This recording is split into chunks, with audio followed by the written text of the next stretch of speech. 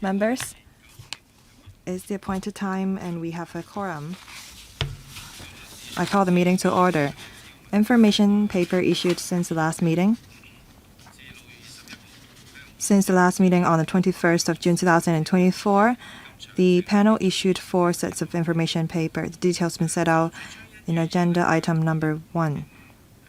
Mr. Gary ZHANG sent me and the panel on economic development's chair a letter that is CB-4909/2024-01, proposing to discuss the incidents that happened recently at the international airport. Upon discussion, the panel on economic developments will be discussing preparatory work for the commissioning of the 3-one-way system and the emergency response mechanism of the Hong Kong International Airport. On the regular meeting of the 8th of October 2024, the members of the panel on transport are also invited to join the meeting. Members who are interested to join, please sign up for it. Next item, items for discussion at the next meeting. The next regular meeting will be held on the 18th of October 2024. We're going to discuss the Universal Accessibility Program.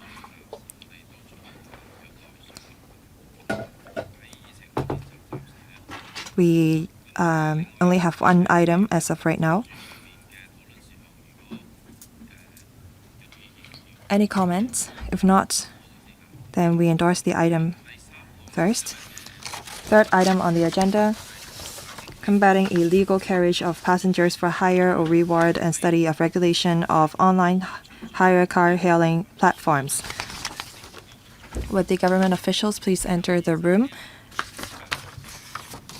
Members, if you would like to put questions, you may press the button now.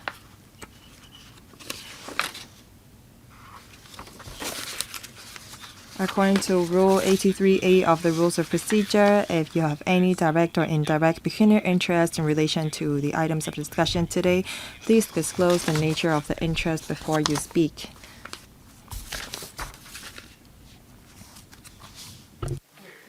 Hi. Hi, Mr. Michael Tian. Can you read out the names of the members who have pressed the button, because there's another meeting going on.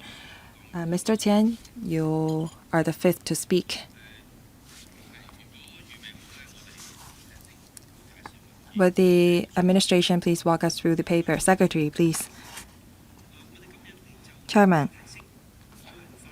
we are here to brief members on the enhancement of the existing legislation relating to hire cars for combating illegal carriage of passengers for hire or reward, as well as the preliminary finding on the study on the regulation of online hire car hailing platforms.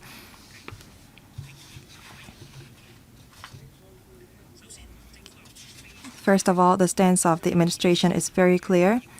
We accord top priority to the interest of the people. We want to enhance personalized point-to-point transport services. We want to make use of technology to enhance the service quality.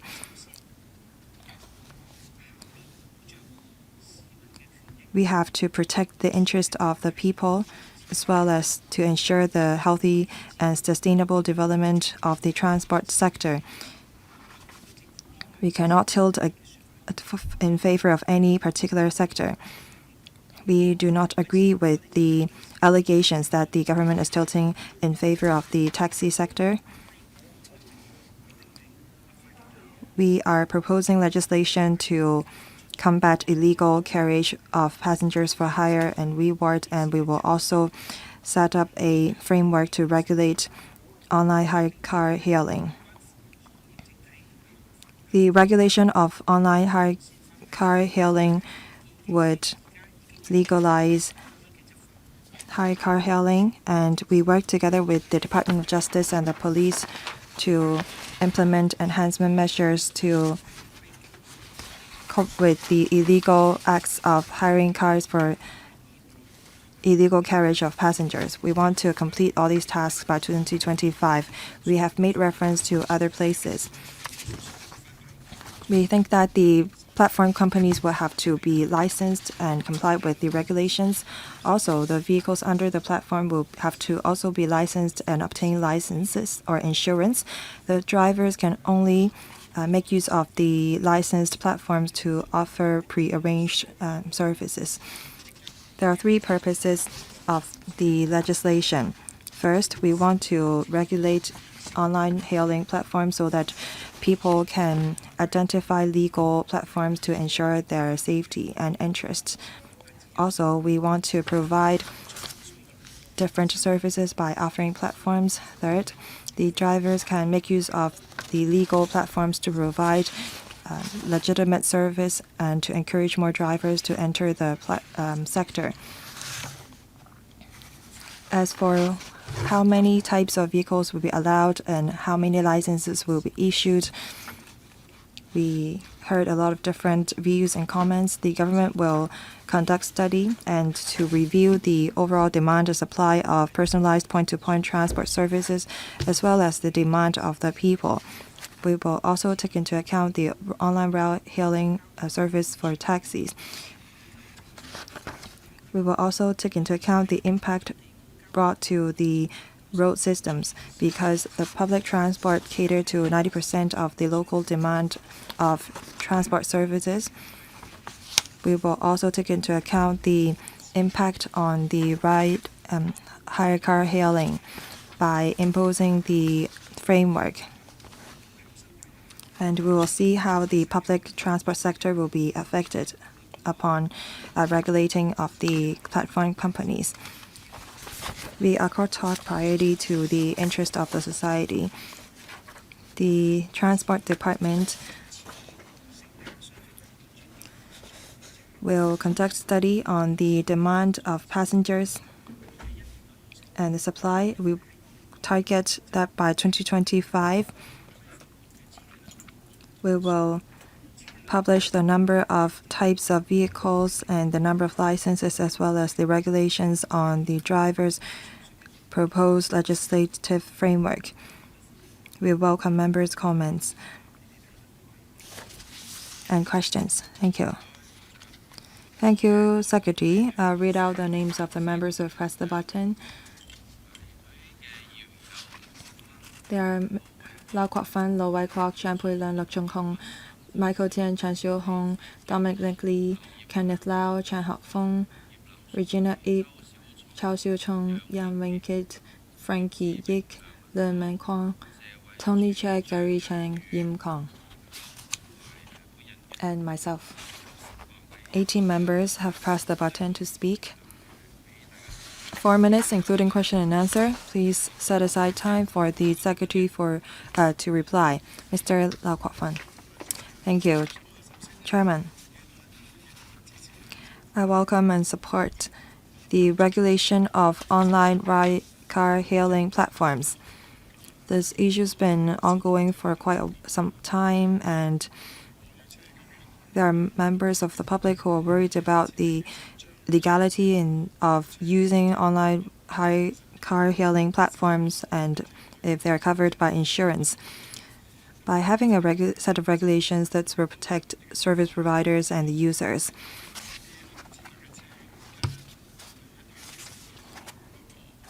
There are people who are worried that their choices will be limited upon regulation.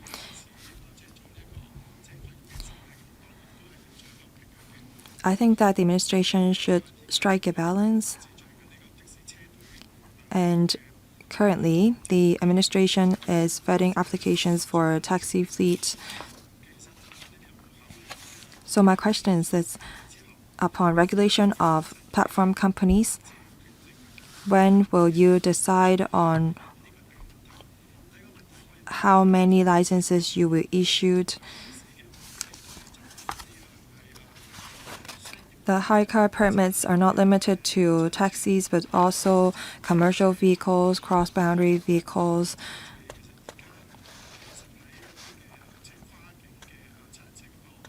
For the cross-boundary 7-seater vehicles, well, there are a lot of such white licensed cars.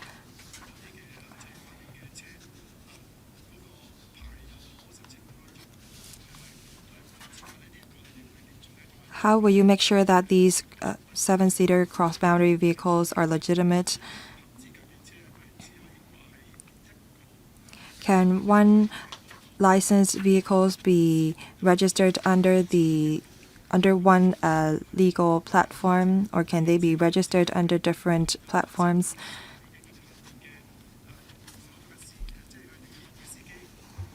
There are platform companies who are worried if the cars registered with their platform will be used for Uber ride sharing services. Secretary, thank you. Thank you, Mr. Lau, for the support. We will share with members the findings on the study on the regulation of ride-sharing platforms.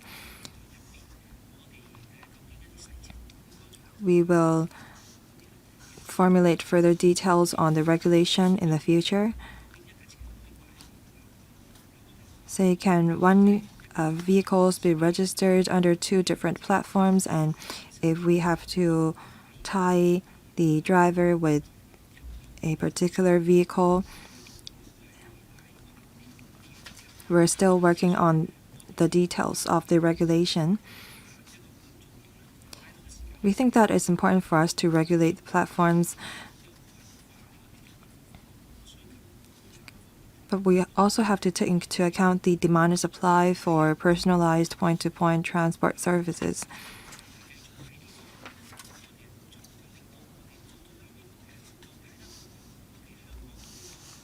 We'll continue with a study to see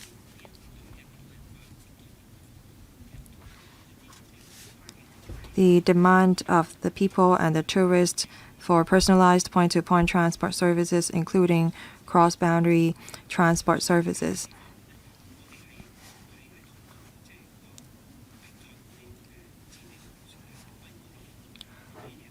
We are working on the regulation.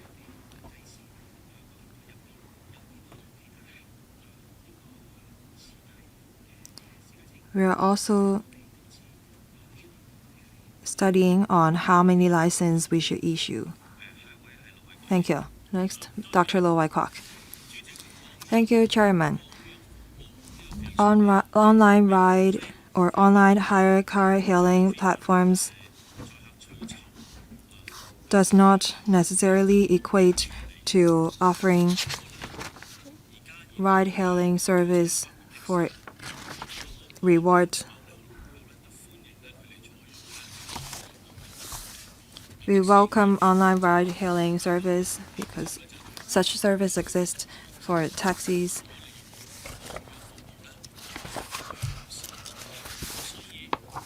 Online ride-hailing is not a bad thing.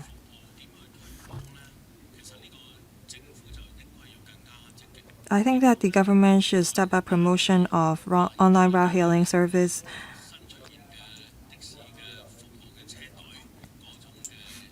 And it should not be limited to the mode of ride-hailing with the taxi fleet regime. I think that we should keep up with the times, and the government should act more proactively on illegal carriage of passengers for hire or reward. A few years ago, the electrical members had a consensus, and that was reflected in the decision that was passed on the 15th of March 2019. That is the motion to review the penalty level of illegal carriage of passengers for hire or reward.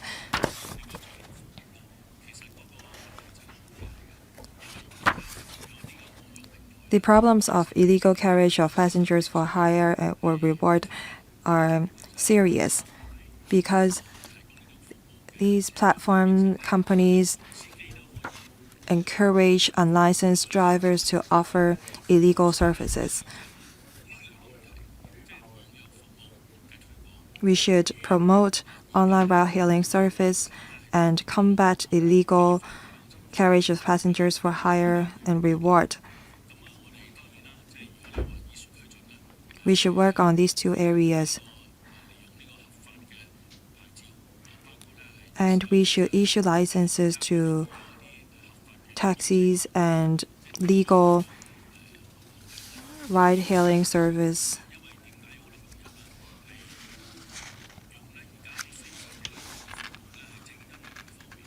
A lot of people make use of illegal ride-hailing service because they are convenient. But I think that the government should work on it. Secretary, your response? I agree very much with the member. Online hailing service is at this time and age something people are accustomed to. For the question of taxi fleets, we will require that they provide services through multiple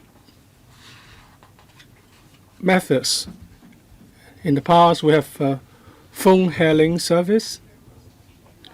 Now you can use a mobile phone app to book a car. The question is whether the car providing service has a permit.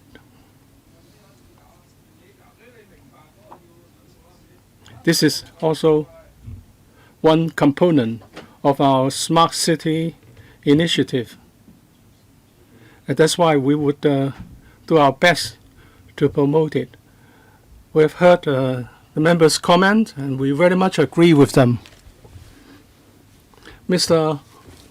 Chen Pui-leung, with more and more platforms, hailing platforms, we know that online hire service, online hailed car service is very popular, and many people are switching over to this platform. But their service quality may vary, so I very much support regulation of such services. But we need to uphold one principle. Regulation is meant to promote healthy growth of the industry. We hope that online hailing platform can provide high quality and safe service, and also to bring healthy competition to the market so that the public will ultimately be benefited. So on regulating illegal carriage of passenger for higher reward, well, we would like to see the measures really implemented, but we don't have a clear direction for the on future regulation of online hailed car platforms. We just don't want to see that regulation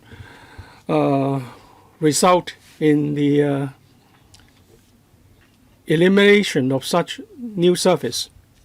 As the Secretary said, you look at the future circumstances and look at the case for hire cars with permit. There are only 1,500 at present.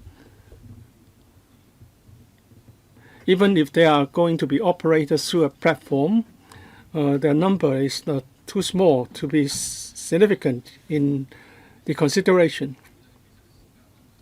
Can you shorten the time needed for the next review? You are going to complete it in 1 year's time, and then there will be further discussions. Can you shorten the time span as far as possible so that we can resolve the problems regarding online hailed car services? Thank you for your questions. The regulations will serve two purposes in our view. First,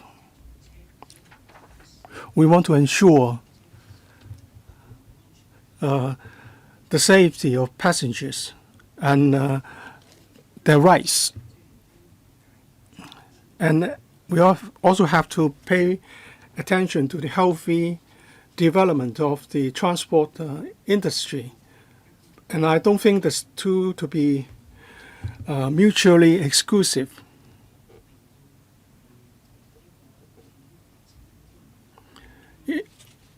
if we want to see a healthy development of the industry, and given the two broad principles that I've mentioned, we need to strike a balance in terms of the numbers. As I've said in my opening remarks, we have to look at the demand for point-to-point passenger service. And we have to consider the implications for public transport and the ecology there. At present, we have a very healthy ecology for public transport. In our follow-up study, actually we are already embarking on such a study. We'll look into this. The Transport Department has collated some data, and in terms of the time frame, we would do it very quickly. I can promise you that we'll do it as quickly as possible. Mr. Luk Chung Hong, I'm glad that the Secretary mentioned that the public interest comes first in the proposed regulation. At present, the market is disorderly, it's chaotic. We have services provided by unlicensed online held cars. And there are also some black sheep in the taxi industry. And therefore, they have lost their ridership to online health cars. But online health cars cannot provide the proper safeguard for passengers. But the government should aim to be proactive and promote an effective market. So you should take away the market share from illegal services to regulated online services, so that they are operated in a legal manner, and then safety can be ensured. And also for the traditional taxi industry, they will be able to enjoy a bigger common market. And they should introduce improvements to their services with newer vehicles and better drivers' behavior. I think the most important issue here is the assessment of demand. We cannot say that this is a small market for the unregulated online hired cars. You should assess the demand, and this would in some way dampen the demand for private vehicles. If online hire cars are so convenient, they may consider giving up private car ownership. We have 1,500 hire cars with permits and 18,000 licensed taxis. Well, we need to increase the numbers, but it cannot be without a limit, because we have so big a car fleet in Hong Kong with so little road. So we need to take a middle-of-the-ground approach. I would like to ask the Secretary how this study is going to be conducted. And I welcome the idea from the government that this is going to be completed in 2025. But can you promise us that there will be some legislative proposals in the first half of 2025? And then this term of LegCo can resolve the problems of this problematic triangle with a multifaceted winning solution in the form of this triangle. Secretary, I don't have a lot of time. On the question of the assessment, I would like the Commissioner to say something. Mr. Luk, we have been working under a very compressed timetable. We will do our very best to achieve it. I'm confident. that we can handle this within the current term.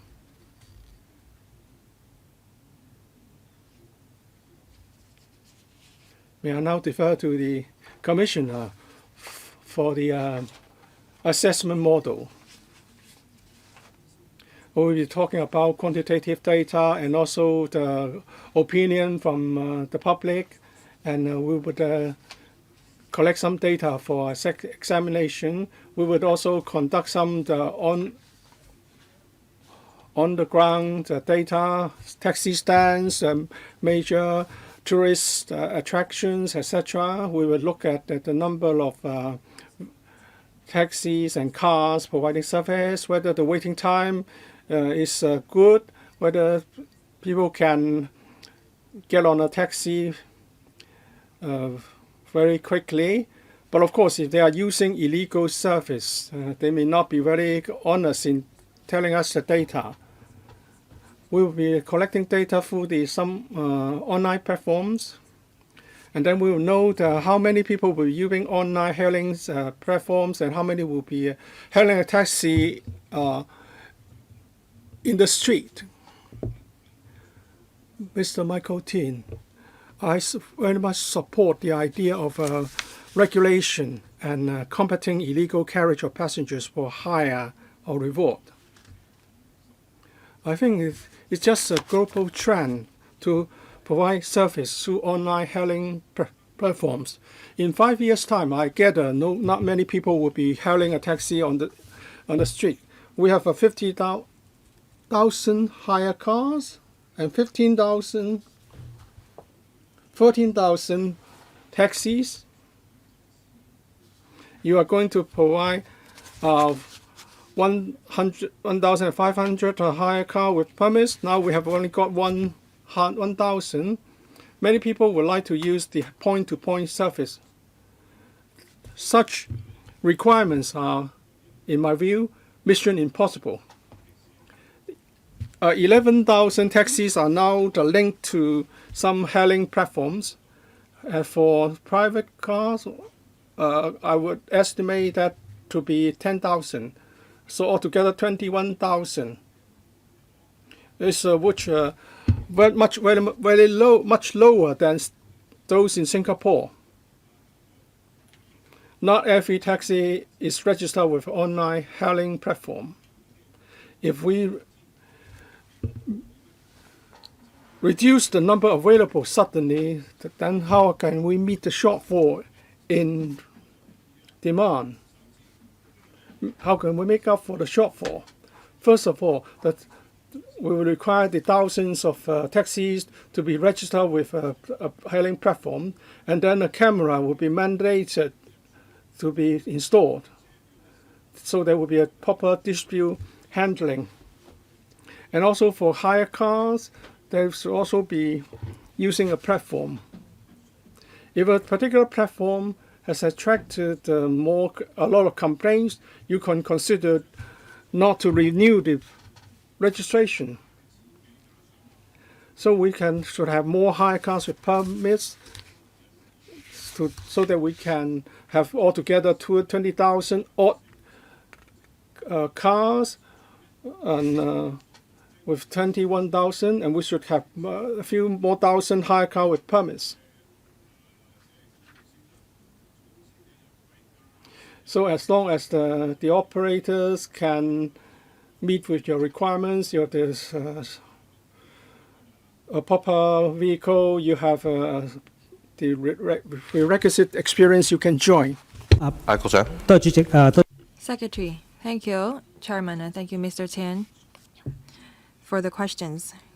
Mr. Tian has at his hand a series of figures. In our study,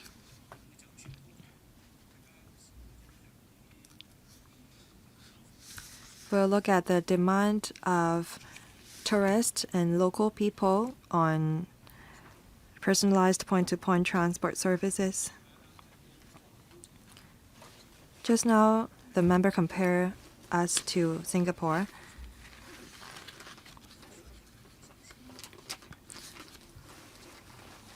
But Hong Kong ranks the first in terms of the usage of public transport. Over 90% of the daily trips are with public transport.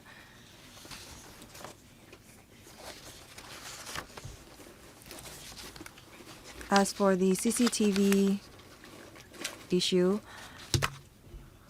we're actually conducting feasibility study on the installation of CCTV inside compartments of vehicles. I undertake that as at the end of this year,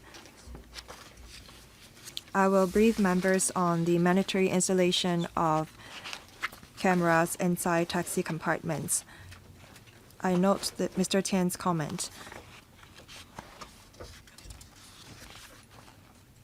We will consider Mr. Tian's comment when we conduct our study. Mr. Chan Xiu-hong. Chairman, we have demand, and with the evolvement of technology, we want to have online ride-hailing service. I support the regulation of platform companies and combat illegal carriage of passengers for hire or reward. In the paper submitted by the administration, I don't think that there is a clear response on the people's request for quality personalized point-to-point transport services. I wonder if the administration will be issuing new licenses. If they're just regulating the platform without issuing licenses, and if only taxis will be able to provide personalized point-to-point transport services, then the people would be discouraged from taking taxis because of their poor service quality. If we don't have enough competition in the market, the people and tourists will be the losers.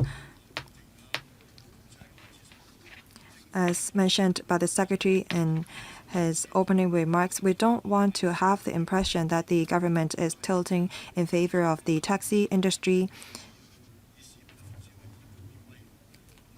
The administration should accord priority to the interest of the people. On suspension of vehicle licenses for 12 months for illegal carriage of passengers for hire or reward. Well, actually, some online ride-hailing services are legal. As mentioned, there are some 10,000 drivers registered with online platforms. And if we don't issue enough licenses, then the taxis would be selecting their passengers and refusing hire and provide even poor service quality. Without competition, the situation would be even more serious in the future.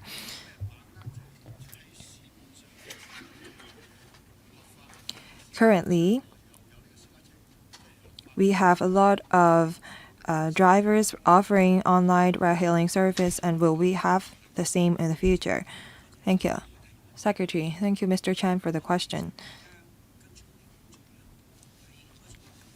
As mentioned in my opening remarks, there are two tasks that we will undertake in this year on the regulation of online ride-hailing platforms. We will continue to work on the details, and also we will improve the personalized point-to-point transport services. We will look at the demand and supply. We will conduct analysis and study. We will listen to the views of the people and look at the data.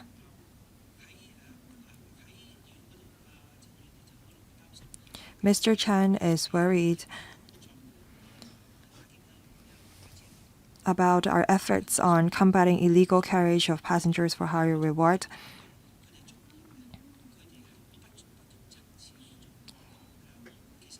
These are the two tasks that we take very seriously. On combating illegal carriage of passengers for hire and reward, we will improve our legislation. In December last year, we've actually increased the penalty for such offense. We'll look at the implementation of the legislative amendment, and we will work with the Department of Justice on it.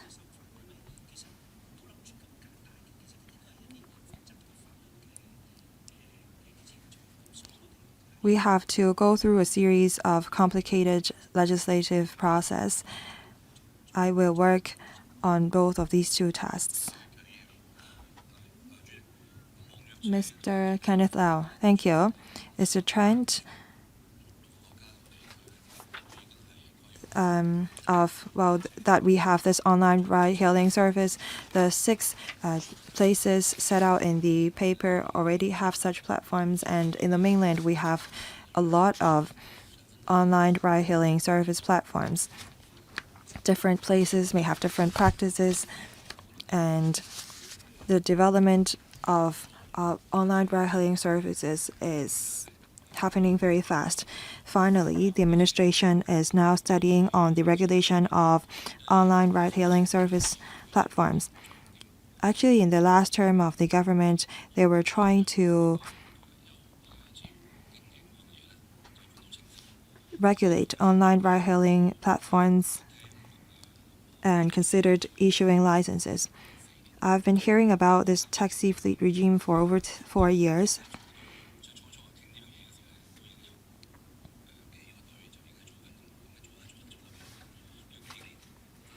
I wonder why it takes so long for the regime to be implemented.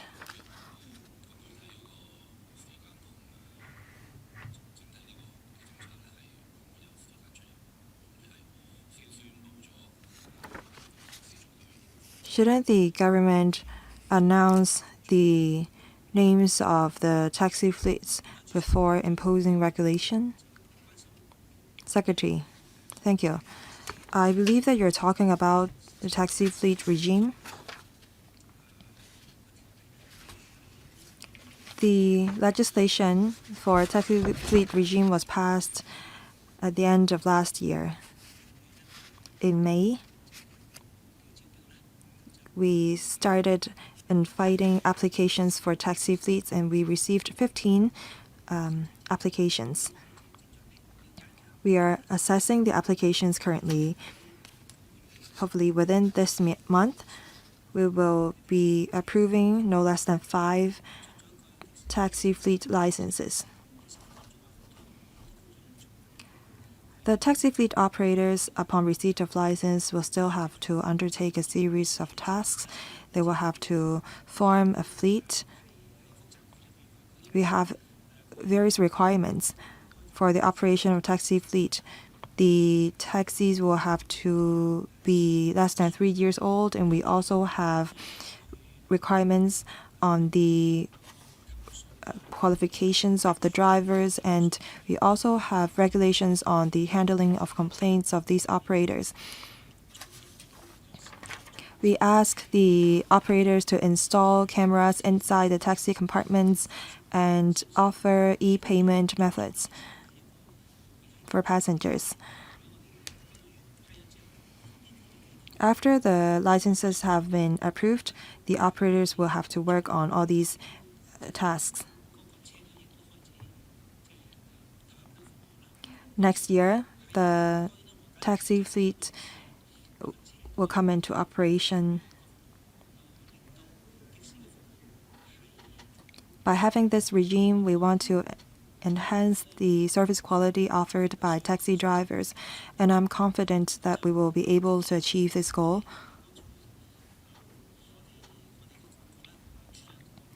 As mentioned by the Commissioner, we will look at the demand for personalized point-to-point transport services.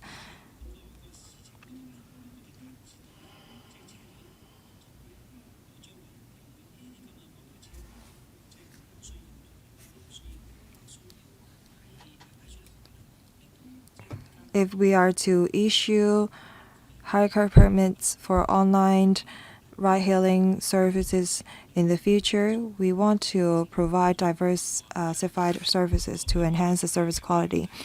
Members who have not pressed the button, please do so now. After Mr. Chang Hop-fong has spoken, I will draw the line. Mr. Chang Hop-fong. Thank you, Chairman.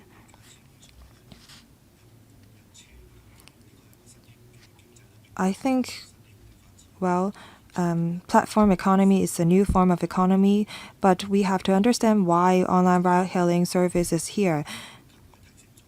People have higher expectations for personalized point-to-point transport service quality. The reason why we have illegal ride-hailing platforms is because people are not satisfied with the service quality offered by taxi drivers. If our personalized point-to-point transport service is good enough, then we wouldn't have this illegal online ride-hailing platform. I'm disappointed by the paper submitted by the administration. I think we already have a consensus on the installation of cameras inside taxi compartments. I don't think that we still have to consult the sector, the public. I'm not sure when we will have cameras installed in taxi compartments. Every day, there are news reports on the poor service quality offered by taxi drivers. I don't think that the administration will have to study on the installation of cameras inside taxi compartments. Just tell us when you will mandate the installation of cameras inside taxi compartments to ensure the service quality offered by taxi drivers. Second, I completely agree that we have to combat illegal carriage of passengers for hire or reward, because we have to protect our passengers and have them covered by insurance. How do we regulate personalized point-to-point transport services? Most of the taxis are owned by a single owners. The owners can choose when to drive their taxis.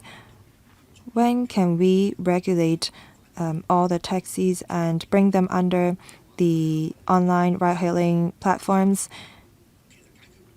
If we allow these 18,000 taxi license holders join the platforms on a voluntary basis, then we will not be able to regulate them very effectively. Even after, when the taxi drivers are registered under the online platform, it does not mean that they will provide good quality, but at least we can supervise or monitor them. Some taxi drivers are registered on a certain radio stations to receive orders. A lot of drivers take orders as they are driving. How do we regulate such behavior? Secretary. Chairman, thank you. Mr. Chen has put a number of questions. For the installation of cameras, I'll ask the Commissioner for Transport to take that question. Last year, when we proposes the bill on taxi fleet regime, we want to actually enhance the service quality of the taxi drivers by having this regime to instill a new kind of culture into the industry.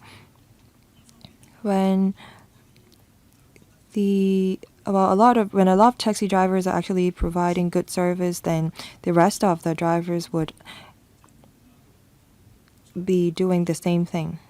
I would like to ask the Commissioner for Transport to talk about the installation of cameras. On the question of installation of cameras, we are following up the matter very actively. We have exchanged views with Macau authorities, and we have conducted field visits.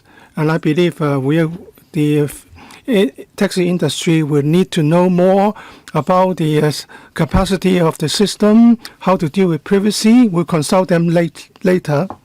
And also who can have access to the information collected. And there are also the recurrent costs regarding the operation, the uploading and downloading of information. but we will certainly consult the industry within this year.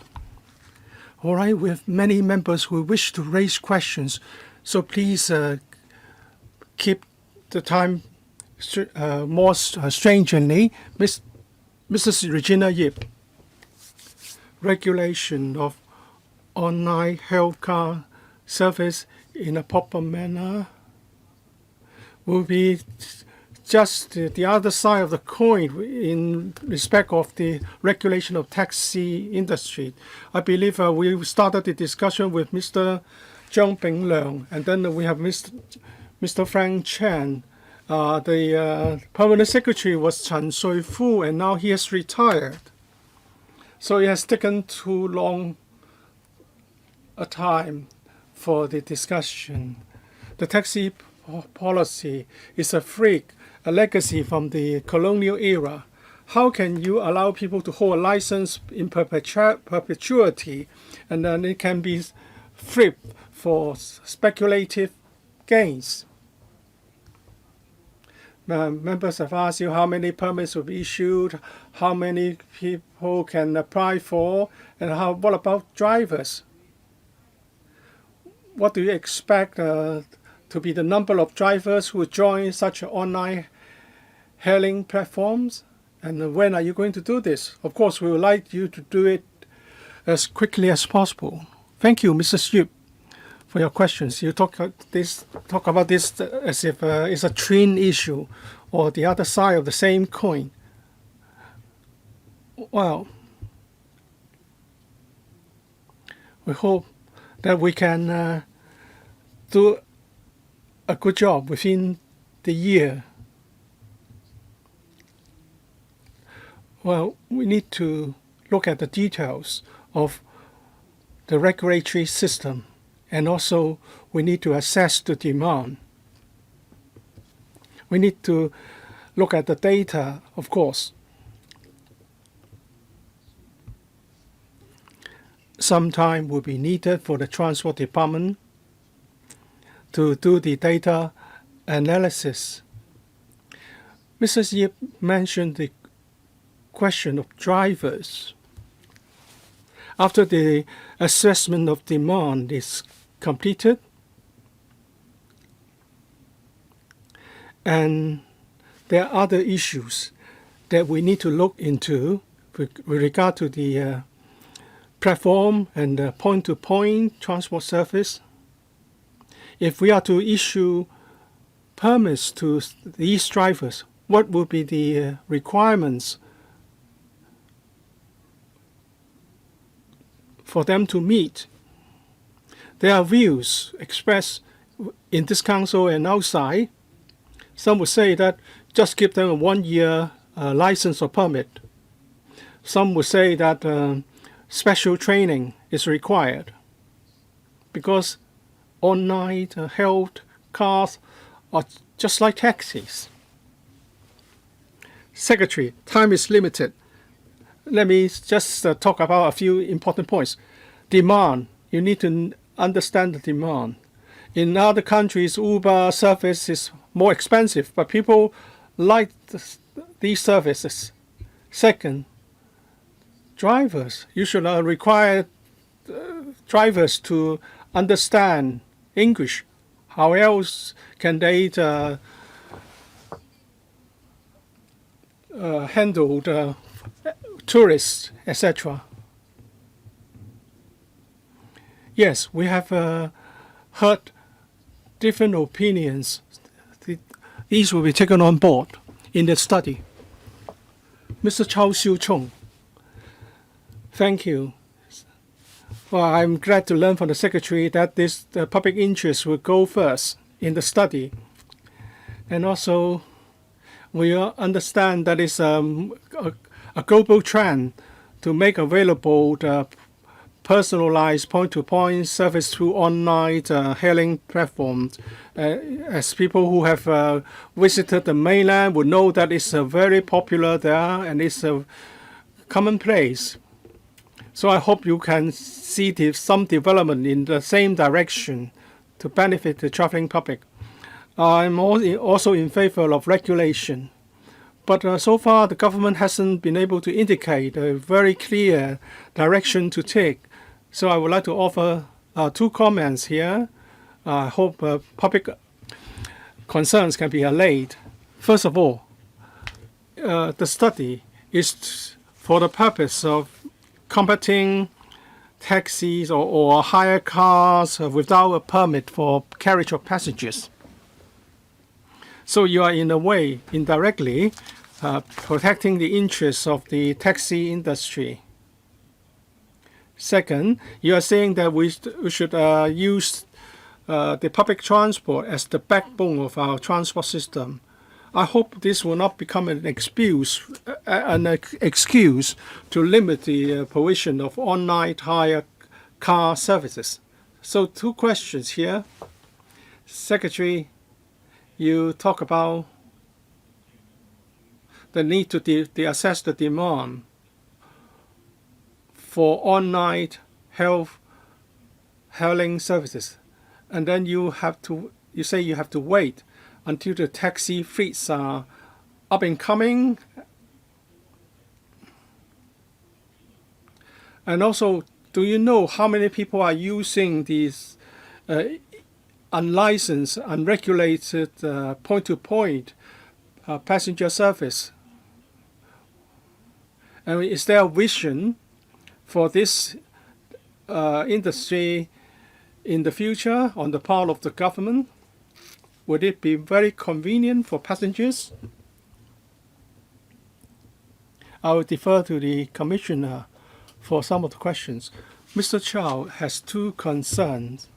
First, are we trying to protect the taxi industry? And also, secondly, are we going to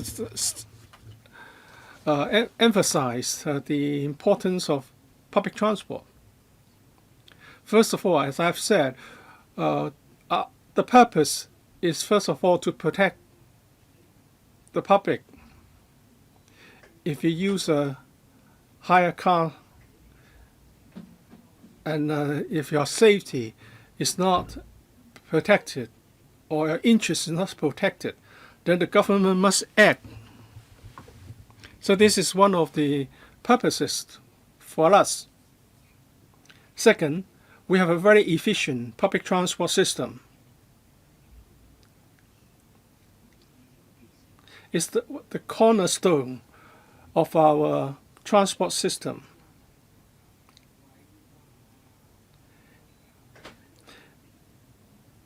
If we do something to compromise the efficiency of our public transport, there will be something bad for the general public. If we need to make available online held car services, then we need to look at these other aspects at the same time. Commissioner, or we're not just to adopt one method for assessing the demand. We will conduct surveys, as I've said. We will collect opinion and also people's choice if online hailing platforms are available. And we also review the data collected. At the time, if we have some taxi fleets in operation, we will at the same time collect the data concerned. Mr. Yang Wing Kit, Secretary, as you said, I was attending the Health Services Panel meeting. If you may have to repeat your answer. Of course, you need to combat illegal hire services. Apart from regulating the service through platforms, you should also regulate the platform operations. I don't know whether you have used any taxi hailing platforms during peak hours, such as the evening hours, peak hours. Well, they would you see a long taxi queue but the flags are down. They are not ready to take hire. They want you to use a hailing platform for the taxi service in question, and there is an additional cost to use it. Well, this is a nuisance. So you, apart from making available platforms, you need to regulate the operation of platforms. Well, from where I live, a Lockman estate, you have many taxis who refuse to take hire from passengers, elderly passengers who want to go to see a doctor. Some of them are wheelchair bound and they need to use a taxi. So, Secretary, you should consider public interest. Apart from regulating the platform, are you going to ask people to pay more to use the platform, or are you going to regulate the platform so that people would find it convenient to use it? So if you have time, you can go with me and see whether you can use a taxi during the evening peak hours, or if you are not willing to provide a surcharge, whether you can get a taxi through a platform. Of course, I agree with combating illegal provision of service, but you should aim for convenience for passengers. Otherwise, people will still be aggrieved, even if hailing platforms are available. Mr. Yang, we are talking about the same subject here, and that is the general public, the people we serve. Also, you are not saying anything different from what I have stated in my opening remarks.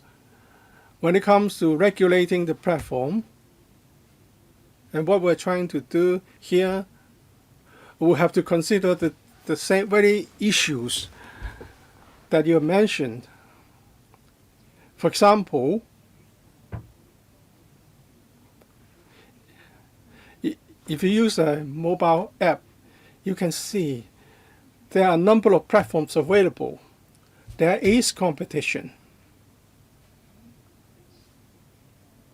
So how can we sustain healthy competition and at the same time to make it convenient for people to choose? We'll also look at the demand, we'll do something about demand, and also the important thing is to provide diversified services so that different needs from the passengers can be met. That will be one of our purposes. I thank Mr. Yang for his valuable input. Mr. Frankie Yik. Today the discussion is about combating illegal carriage of passengers for hire or reward and study of online hire car hailing platforms. The Liberal Party has conducted a survey recently. The findings were announced yesterday. We are moving in the same direction in terms of regulation. When we ask people whether these should be regulated, 68.6% said yes. Whether the drivers should be assessed and licensed, 76.7% said yes. Should these cars be regularly registered? 81.8% said yes. So the general public generally support the same directions. And also, how about sharing of cars? Well, that was first mooted in California because of the lack of taxis. In England, they have the so-called black cabs, the traditional taxis that they use. And then they have come up with this idea of car sharing. Should we do the same in Hong Kong? Here, may I refer to a study. Our public transport system is the best in the world. It's a survey conducted in 2022. It's a survey conducted by UCLA. In 2022, they issued this report. We ranked number 1 in terms of public transport. In terms of index 80, the average index is 51.7. It's said that the public transport fares are low and efficiency very high. And if we look at the local situation, taxis, more than 10 years ago, they take about 1.3 million passengers per day. And now it's only 700,000, with the taxi number more or less unchanged. It's mainly because of the expansion of the railway network. So my question is it undersupply of taxi services? Some people do have certain adverse comments on taxi service, and the taxi industry has also issued a survey finding. Some 60% said service are good, and then 7% said not good. Some people are not happy about taxi service, and they would use unlicensed or online hire cars. And you have increase the penalties for unscrupulous taxi drivers. That would a lot would depend on law enforcement and how the court meted out punishments. How can you convince the court that this is something important for Hong Kong's reputation and they should hand down severe punishments? Although the law permits the revocation of license, but this has never happened. Well, people are very positive about taxi service. The industry is also positive about taxi fleets. And I hope the government can relax some requirements. For example, the size of the taxi fleet can be bigger so that more taxis can join such fleets and people can gain the benefits. And also, can you come back and tell us whether you will consider some devices installed on Macau, on taxis in Macau, such as cameras and anti-collision device? I haven't quite finished. All right, please wrap it up. My personal view is this. We need to look into whether there's a need to do what you are proposing. We need to have a balanced ecology with more cars on the road. Is it really good for Hong Kong? I don't want to hold up your meeting. Mr. Lee Chen-keung will supplement later. I think we've all heard Mr. Frankie Yik. Next, Mr. Lerman Kwong. Thank you. After this paper's been published, there's been much discussion in the community. As mentioned by the Secretary in his opening remarks, the administration is not tilted in favor of any sector.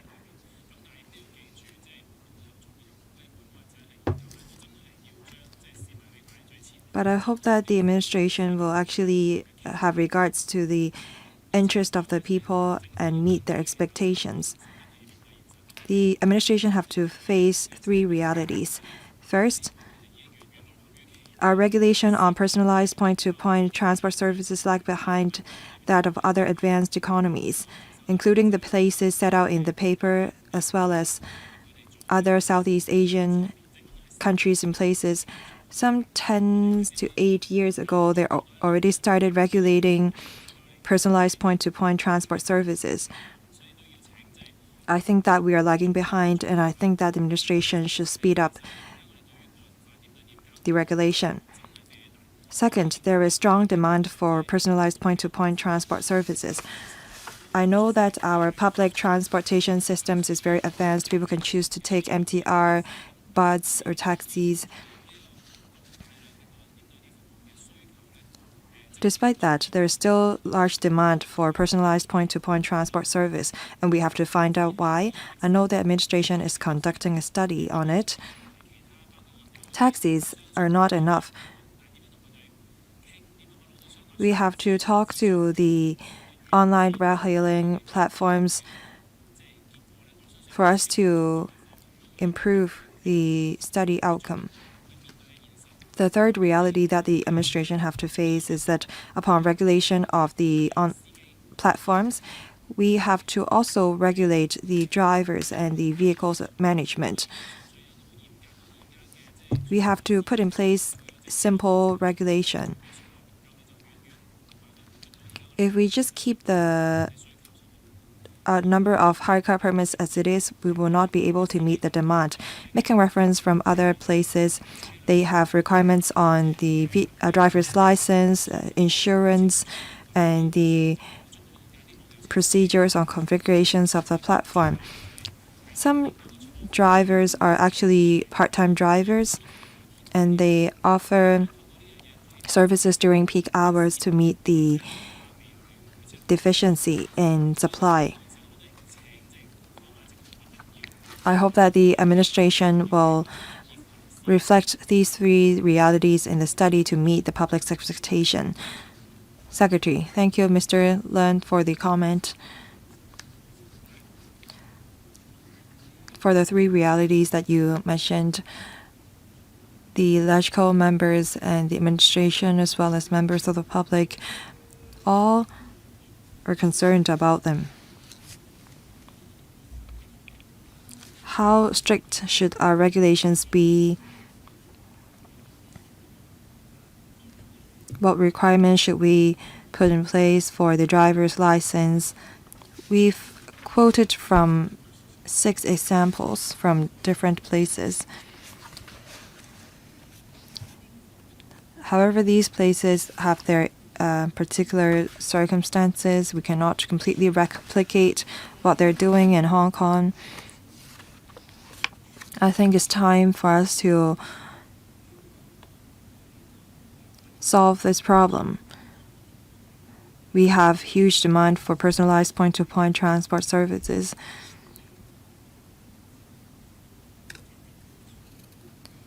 We have to formulate our own system to solve the issue. Thank you. There is another item that we have to discuss within today. I think that we have already overrun. Would members who are about to speak please limit your time to 4 minutes. Mr. Tony Chair. Thank you. Same as other members, I just want to express my stance. I absolutely support the regulation of online hire car hailing platforms.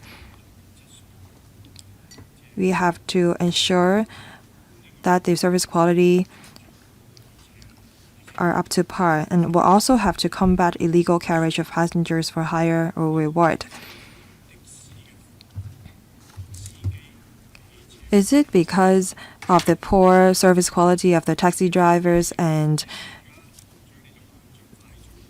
vehicle? That is why we have high demand for illegal hire car hailing services.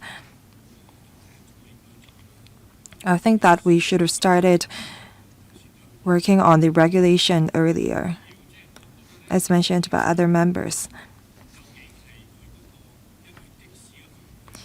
Is it because of the poor service quality offered by the taxi that so many people are hiring illegal cars?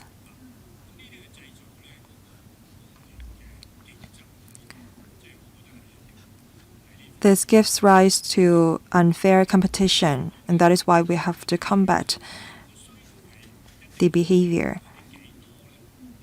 There is a certain level of demand for point-to-point transport service. About how high the demand is. For new territories, we have the blue taxis. We have to take into account the population growth in new territories. With the population growth, there will be more and more people choosing or opting for point-to-point transport service. In 1998, the government stopped issuing licenses.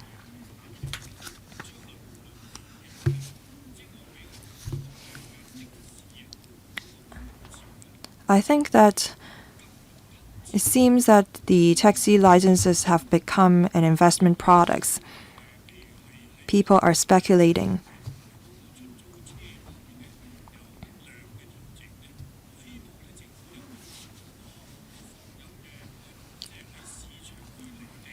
I think that the administration should set a cap on the hire car permits. The reason why the service quality offered by the taxi drivers is not up to par is because the taxi license have become an investment product. And the license holders, as a result, only ask for a rise in taxi fares instead of offering better service to passengers. Secretary. Thank you, Mr. Chan, for your point on the improvement of taxi services. As I've said on multiple occasions, the taxi industry does have to improve their service quality. In light of this, in last December, we passed the legislation for taxi fleet regime. We hope to instill a new culture into the industry. Within this month, we will approve no more than 5 taxi fleet licenses. We're confident that with the taxi fleets, we can instill a new culture in the industry. I also agree with what Mr. Chan said, that we have to cater to the demand for personalized point-to-point transport services. As set out in the paper and as mentioned in my opening remarks, we accord top priority to the interest of the people. Next, Mr. Gary Chang. Thank you, Chairman. We used to talk about driving attitude and service quality offered by the taxi drivers whenever we talk about taxis. I appreciate the fact that the administration today also talk about demand and supply, and I think that's the crux of the problem. A lot of members raised some very good points on supply and demand as well. If we mandate all taxis to be registered with online platforms, can we solve the problem? I don't think so, because we have a fixed supply for hire car permits and taxi licenses. When one has got hold of such permits and license, they drive for full time. However, demand for transport services are flexible. It can change and vary a lot during peak and non-peak hours. If we set the number of permits and license at the peak level, then drivers cannot make a living. But if we set the level at the demand at non-peak hours, then passengers will not be able to hire any cars. The reason why the illegal ride-hailing platforms is so popular is because it's very flexible.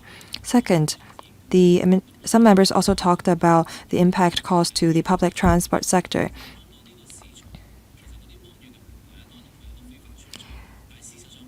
The illegal ride-hailing platforms have been here for a number of years, and we haven't really regulated it.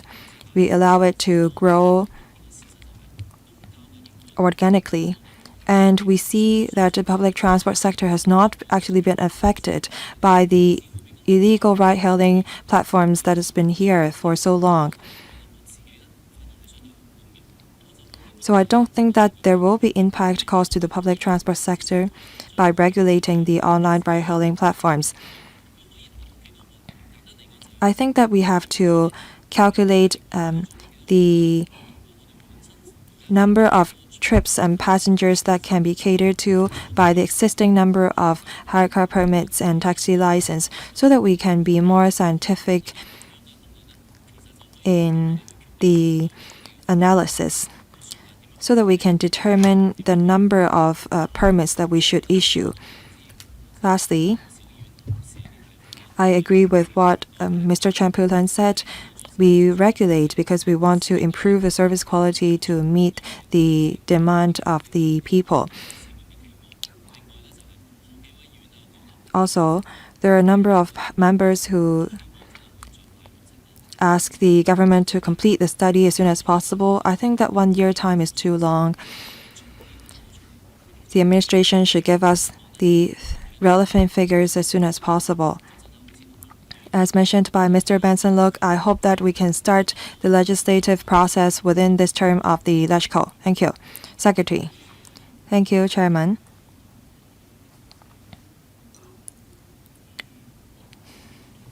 Just now, Mr. Gary Chang gave us his views. Demand supply has to do with service quality.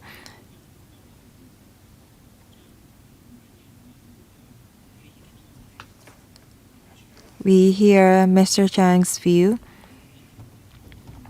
In a study, we will consider the members' views. Mr. Yim Kong. Thank you, Chairman.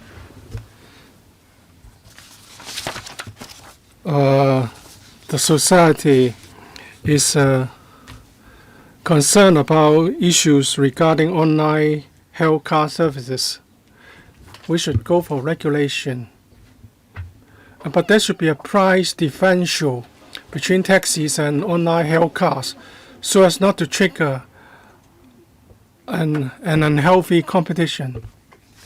On the mainland, they have this flexi fare system. Taxis can take hires on the street, but online health cards should only be allowed to take hires through the platform and not on the road. In London, they have a requirement for online health cards, and that is during peak hours, the government should make arrangements for higher health card available according to government's requirements. So what kind of measure would the government consider in this direction? Mr.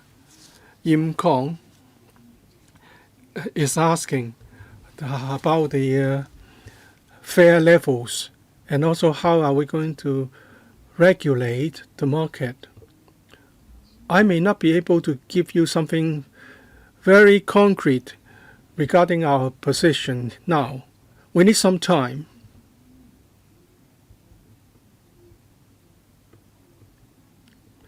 We'll look at how other places are regulating these platforms. But the study has not covered all the details, such as fares. Well, these arrangements vary from place to place. In some places, they don't have a lot of taxis, and their public transport is not very comprehensive. But Hong Kong has the best public transport. Some 90% of passengers use public transport.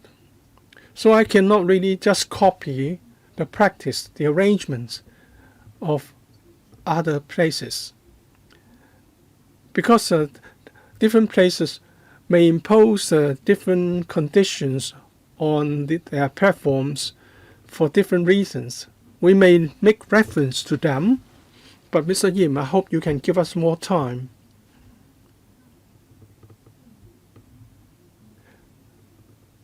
And I can promise you that we'll conduct the study along the directions mentioned. Now the Bureau has taken a small step to regulate online hailing platforms and combat the illegal carriage of passengers for hire or reward, because we want to eliminate the hazards for passengers using these illegal services. Why is it that these illegal services are still available? It's because we are not doing a lot to combat them, and therefore many drivers are still taking passengers for hire and or reward illegally. Or have you asked the court to hand down more severe penalties? Some people are saying that taxi services are poor, and therefore I would rather use online held cars. I can agree with the complaint part, but how can we do a proper regulation, and how can we make available properly regulated online hailing platforms in the future? It's important that we consider the implications for public transport. It's not really practicable that anyone can just use his or her own car for online hailed car services. Usually taxis are not capable of providing better service, not that they don't want to, especially during the current market conditions where they don't have a lot of business. Well, they may get better business during peak hours, but after 8 p.m. you see a lot of taxis parked on the road because the hires are different to come by. So we need to be fair to all. Although the online hailed cars are illegal, they may charge very different fares during different time periods. They can charge a lot during peak hours, but taxis are not able to do the same. But they have to pay for the taxi permit and other upkeep of vehicles. So, Secretary, are you going to ensure fairness for the two services?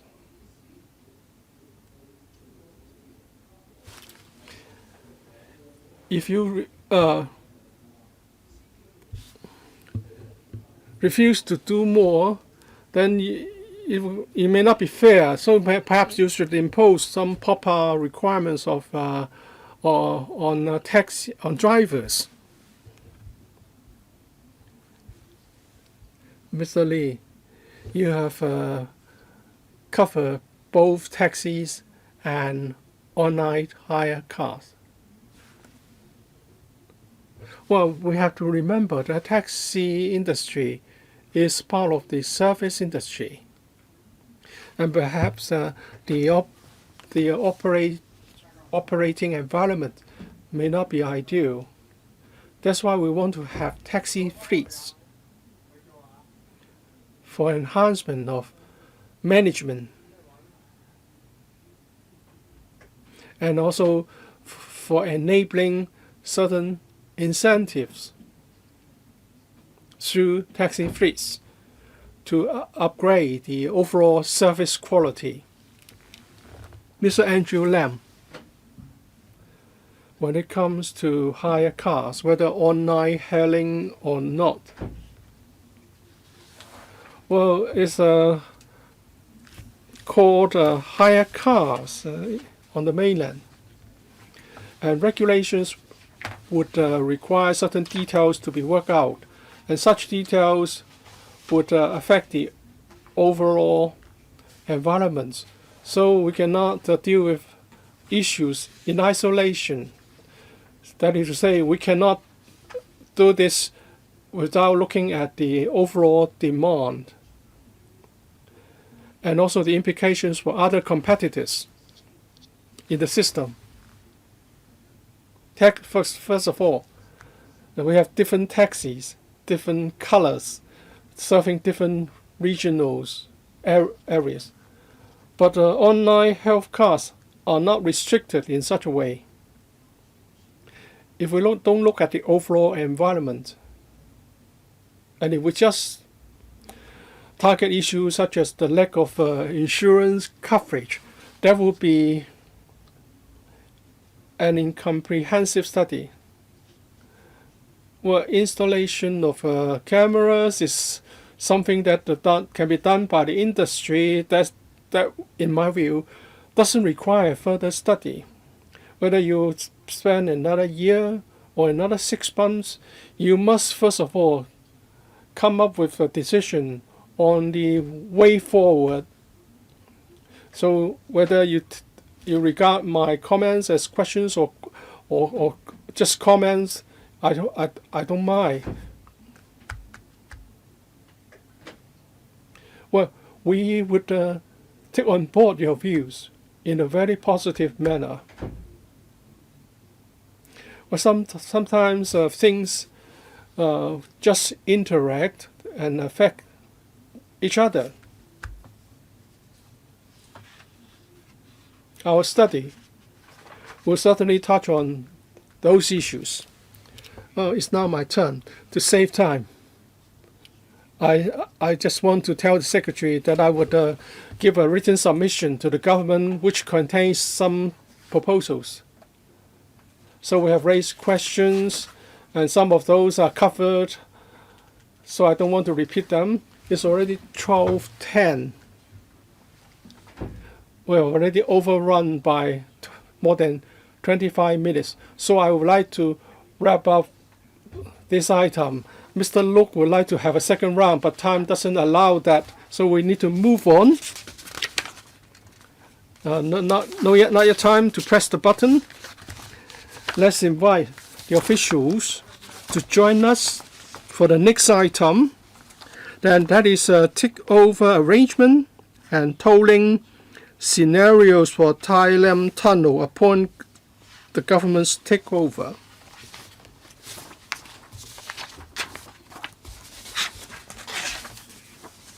Members, please note Mr. Luk Chung Hong's motion, for which a vote will be taken, and we need a quorum for that. So after you have spoken, members, please remain so that we can complete the item. All right, if the officials are ready, I will ask them to walk us through the table. I understand there's a PowerPoint presentation. Please do it as briefly as possible. Chairman and members, the franchise for the Tai Lam Tunnel will expire on the 30th of May 2025. The government will take over, and taking this opportunity, we are going to adjust the tolling levels, the tolls.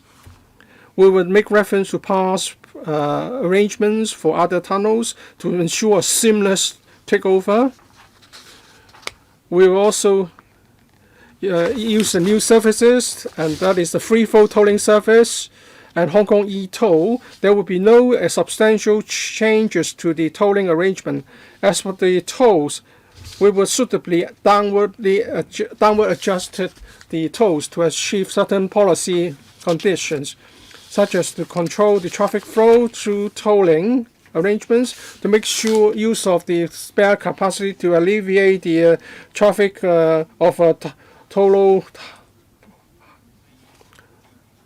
Harbour Road, and also to ensure that the Tai Lam Tunnel traffic is smooth, and to support the operation of the logistics industry, and to attract commercial vehicles to use Tai Lam Tunnel, and also adopting the user pays principle, and to maintain the normal operation of tunnel through tolling arrangements, and also to secure the necessary resources for future infrastructure investment.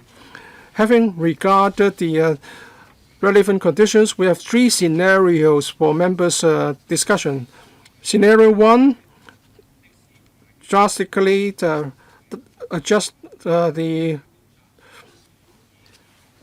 tolls for private cars and taxis by 22% to 29%. So that we can use the capacity more effectively and ensure that smooth traffic, and also to alleviate Twin Moon Road and Total Highways traffic. Scenario 2, we further adjust downward tolls for private cars and commercial vehicles to $35 across the board. It's estimated that during peak hours, there will be excess traffic. The speed will be lowered, and there will be 7 meters of tailback, resulting in obvious congestion, and it will not be very effective in directing traffic from the Twin Moon Road and Total Highway, and will end up losing. We believe that this should not be pursued. Scenario 3. Time varying toll. The toll for private cars will vary with time periods ranging from $45 during peak period and $35 during normal period to $20 during off-peak period with a reduction rate of 20 to 66%.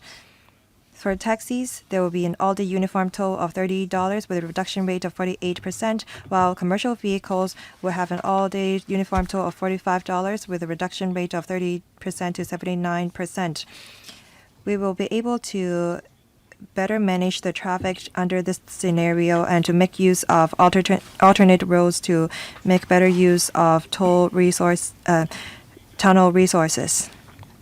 Compared to scenario 1, the revenue may be lower. My colleagues from the Transport Department will walk members through the data and analysis of the 3 scenarios with a PowerPoint slide. The Transport Department will continue to look at the traffic situation in the district. We will construct an additional traffic lane heading towards Altao at Pok Oi roundabout to increase capacity of the exit road and to also put in place bus interchange services. Mr. Look asked us to lower the toll for Tai Lam Tunnel and lower the toll substantially during peak hours or even offer free of charge tunnel services. We have taken on board the expectations of the public. We proposes a number of scenarios for the members' consideration. For the commercial vehicles, the tolls can drop from by about 22 to 79%. We think that the reduction is not acceptable from the point of view of use of public money and the traffic management. We have to make sure that the traffic is smooth, and to maintain the tunnel, we need to charge a toll, and we have to also maintain the tunnel. After the presentation given by my colleague, we will take questions from the members. After listening to the stakeholders and the members, we will formulate the proposal of toll of Tai Lam Tunnel and introduce the bill into the Ledge Code within this year. Please excuse me. Well, Transport Department, please be very brief because actually Undersecretary has already said what you're about to say. Good afternoon. We have prepared a set of PowerPoint slides to talk about the toll arrangement for Tai Lam Tunnel. On the 30th of May 2025, the government will take over the Tai Lam Tunnel and Yuen Long Approach Road. The current Tai Lam Tunnel and Yuen Long Approach Road ordinance will be appealed, and the relevant tunnels will be brought under the Road Tunnels Government Ordinance. We are preparing for the takeover. As set out in the paper, we want to achieve certain objectives. We want to make better use of the spare capacity of the tunnel and to alleviate the traffic congestion at the alternative road, that is Tuen Mun Road. We have to make sure that the traffic is smooth during when they travel inside the Tai Lam Tunnel, and we also have to make sure that the tunnel serves function as the tunnel for logistics sector. Also, we ask the operators to maintain the tunnel, and we also have to adopt this efficiency first principle as well as the user pays principle. Tai Lam Tunnel is a direct link connecting Northwest New Territories and the urban area. The alternative road of Tai Lam Tunnel is Tuen Mun Road. Depending on the origin and destination of the vehicles, Tuen Mun Road is an alternate road. The Tuen Mun Road is already overloaded with traffic exceeding its capacity about 14%, while total highways were saturated with traffic exceeding its capacity by about 1%. The Tin Khao Road is already very easy as well, and its capacity is being exceeded by about 10%. We have to be careful to not drive further traffic to Tin Khao Bridge. We have to take into account the entire traffic situation in Northwest New Territories. There's been growth in the number of vehicles and traffic flow, which been driven from 290,000 vehicles to 360,000 vehicles. There's been a rise of 25%. Over the past 10 years, the number of traffic flows number of vehicles using the tunnel has been increasing. The tunnel reaches its 96% of its capacity at 2019. In 2023, upon a various adjustment to the toll for taxis is $58, private cars $58. Under such toll level during peak hours, the physical ratio and the usage rate is as high as 81%. There will be a growth in the population of new Northwest territories. Even if we keep the high level of toll, the spare capacity of the tunnel will be at 15%. The Thailand Tunnel is located at a strategic position, linking the airport, boundary control points. So it's very important for the logistics sector. Over 30% of the vehicles making use of the tunnel are goods vehicles. We want to encourage the goods vehicles to make use of Thailand Tunnel, but we have to make sure that the tunnel will not be congested. This PowerPoint slide is the key of this presentation.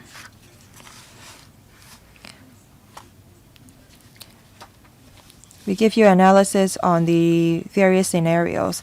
First, if we keep the current toll level with the increase of population of the new territories, we think that the traffic flow will increase. In 2026, if we keep the current toll level, then the VC ratio will be at 0.85. So we will only have 15% of spare capacity. And the capacity will exceed by 20% of the Thailand Tunnel. And there will be further traffic congestion. Let us look at the various scenarios where we lower the toll. Scenario 1 maintains the existing fixed toll structure of the Thailand Tunnel while lowering the tolls for private cars, taxis, and other commercial vehicles to 35%, with a toll reduction of 22%. For other commercial vehicles, the reduction rate will be more noticeable at about 30% to 79%, which reflects the efficiency first principle. This scenario aims to reduce tolls in response to public expectation and achieve more desirable traffic management. We think that the traffic at the Thailand Tunnel is expected to increase with the capacity being fully utilized, while the vehicular flow could remain smooth. In addition, the current traffic conditions on the Tumun Road and Tolo Highway could be alleviated. Scenario 2. We assumes further reduction to $35 in the fixed toll for private cars, taxis, and other commercial vehicles. This scenario expects that this substantial toll reduction will induce excessive additional traffic, which will cause congestion at the Thailand Tunnel and affect Thailand Tunnel users. We envisage an overcapacity in traffic of about or over 5%, lower traffic speed, and a traffic queue of about 700 meters at the entrance of the tunnel during peak hours, but without obvious effect of further diverting the traffic from the Tumun Road and Tolo Highway. There will be a tailback to the tunnel exit and in turn affect the original smooth traffic on the slip road leading to Tolo Tunnel and the Tumun Road eastbound heading to Chun Wan, causing more extensive congestion.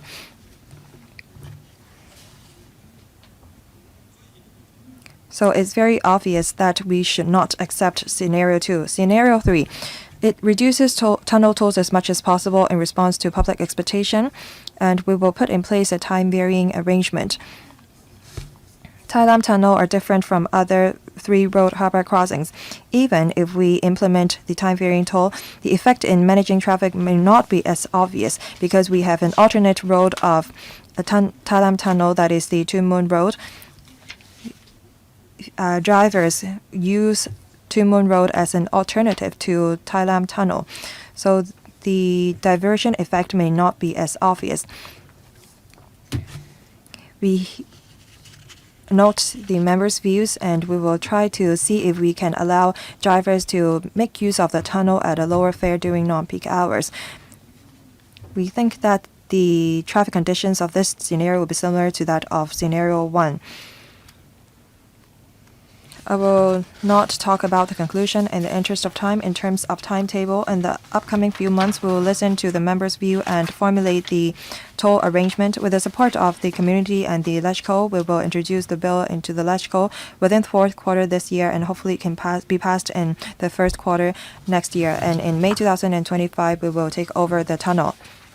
Thank you. Mr. Lan Sai-ho, for giving us this presentation. There are 15 members who have pressed the button, 3 minutes per member. Because of limited time, I'll read out the names of the members who pressed the button. Charles Yu Chong, Lau Kwok Fan, Regina Ip, Chan Siu Hong, Frankie Yik, Gary Chang, Chan Pui Lun, Yang Wing Kit, Luk Chung Hong, Michael Tian, Lun Man Kwan, Lam So Wei, Holden Chow, Yim Kong, Chen Han Ben. 3 minutes, including question and answer. I'll extend the meeting to 1 p.m. Mr. Charles Yu Chong. Thank you, Chairman.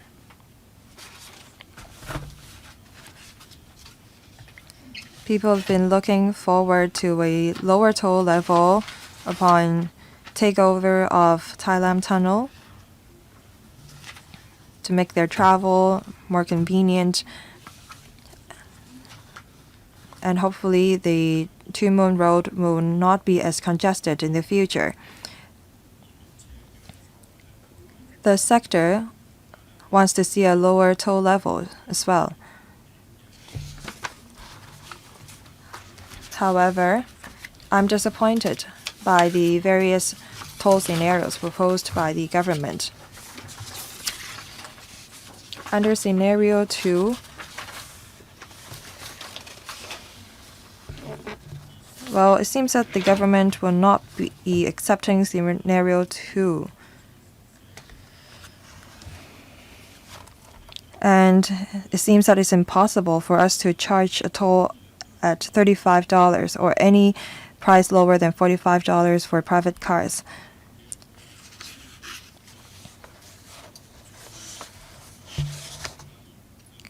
The administration is assessing the traffic flow taking the busiest hours in the morning.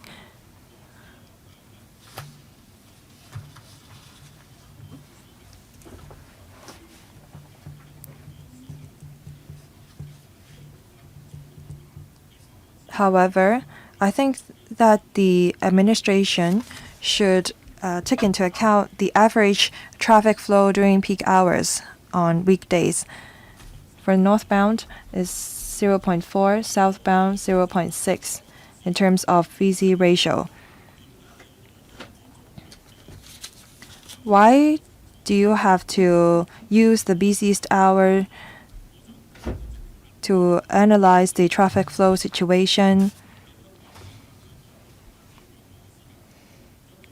I think that you should set the peak hour as the busiest hour and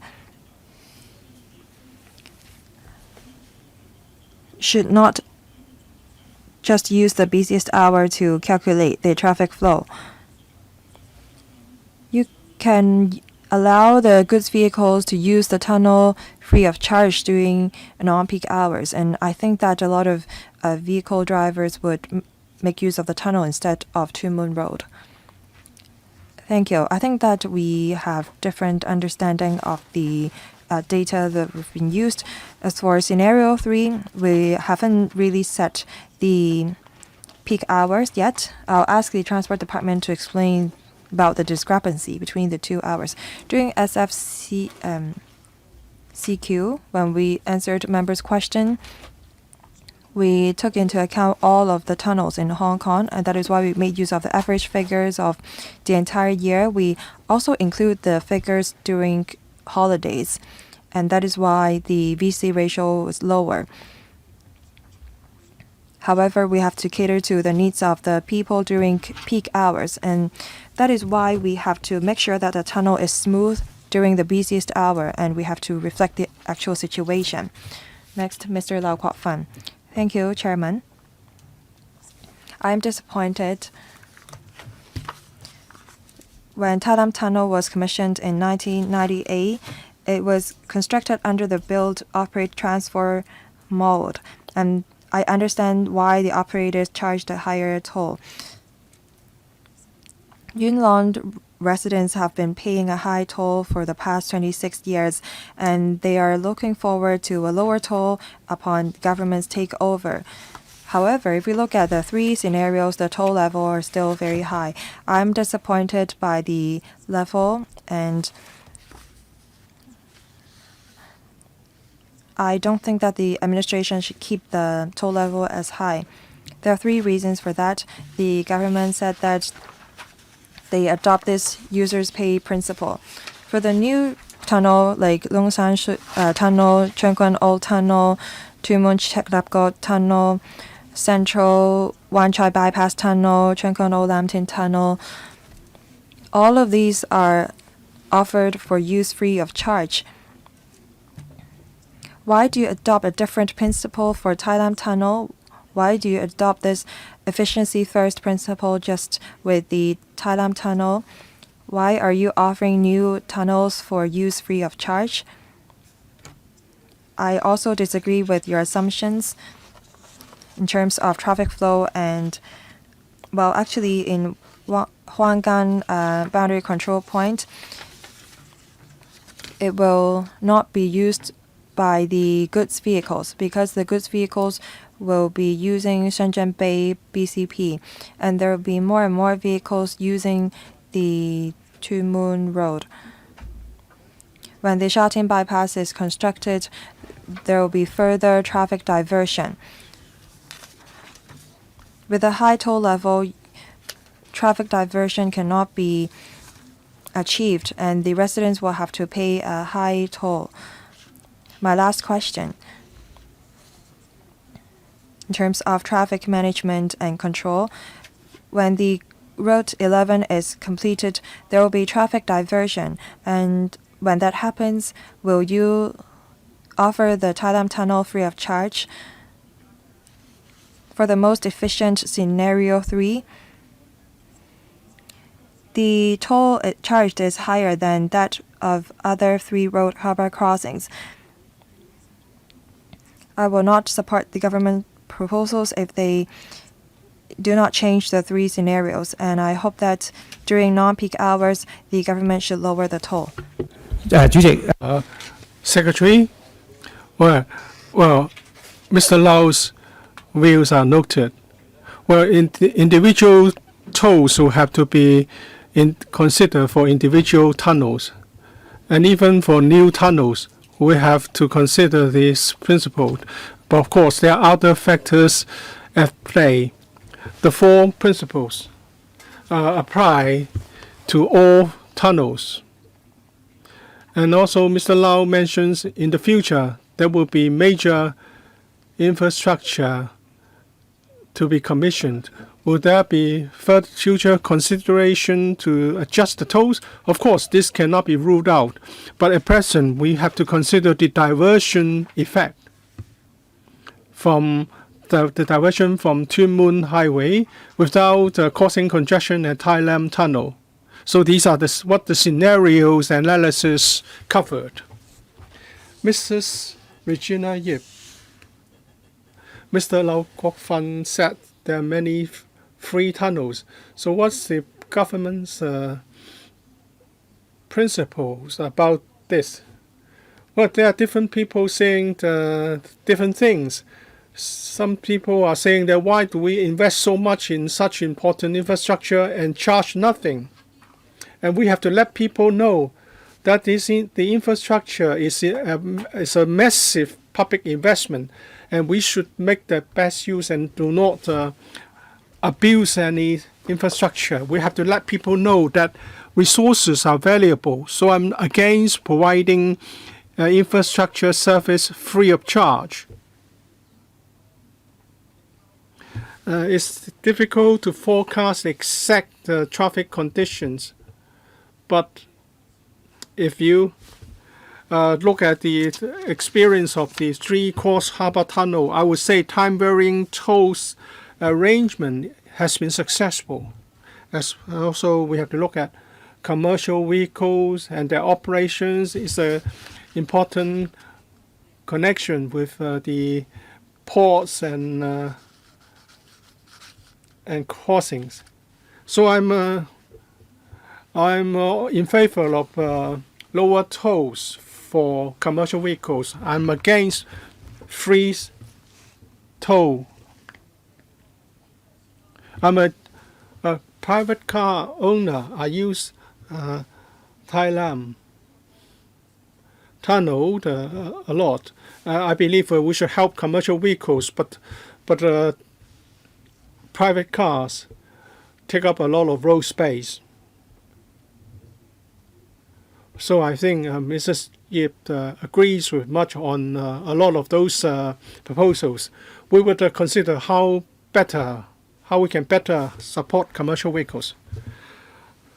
The franchise will expire on the 30th of May next year. I welcome the proposal to reduce tolls and also to provide for free towing arrangements or e-toll. I hope in the future that there will be no mishaps such as charging the wrong tolls as in the past. It's an important trunk road. It's an important transport infrastructure connecting strategic positions from the NT to the urban area.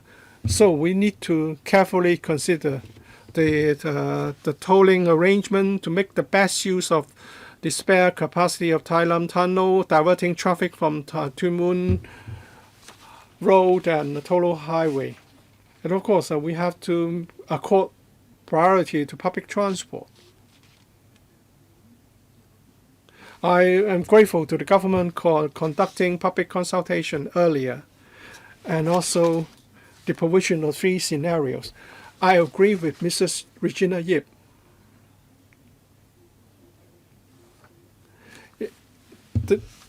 For the 3 Cross Harbour tunnels, the time-varying toll has been a success. So I hope that the scenario 3 can be considered.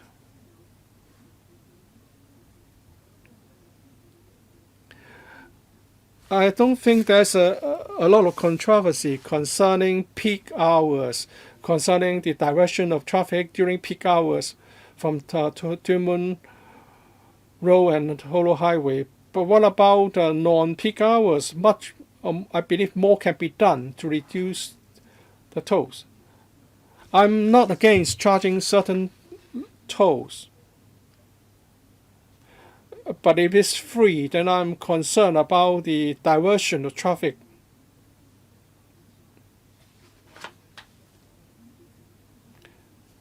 But how do you come up with the toll levels?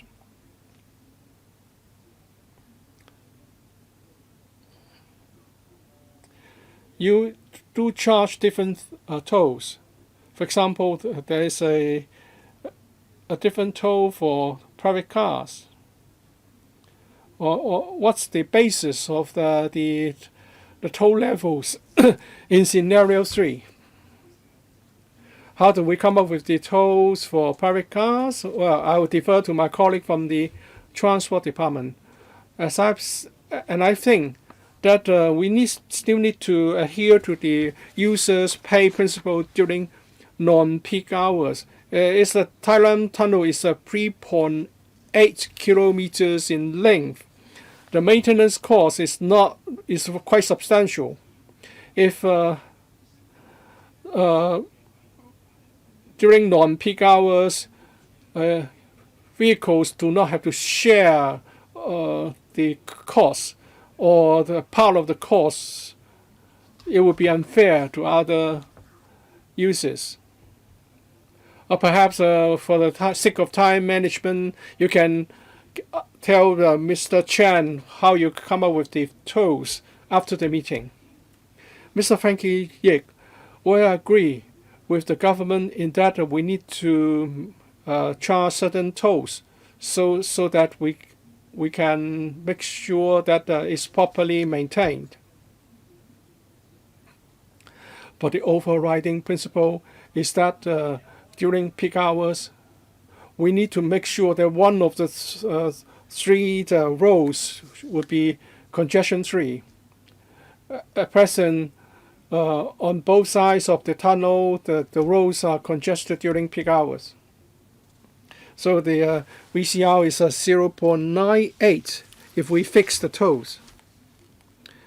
If possible, I hope you can do more assessment of time varying tolls so that under scenario 3, tolls for non-peak hours can be further reduced. You know that commercial vehicles have a very tough operating environment at present. They will welcome further downward adjustment of tolls for commercial vehicles. Please consider this. And you are going to introduce e-toll. Can you still adopt time varying toll?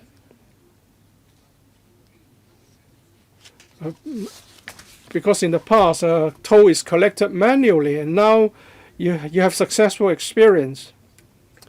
Can we have time varying toll for commercial vehicles?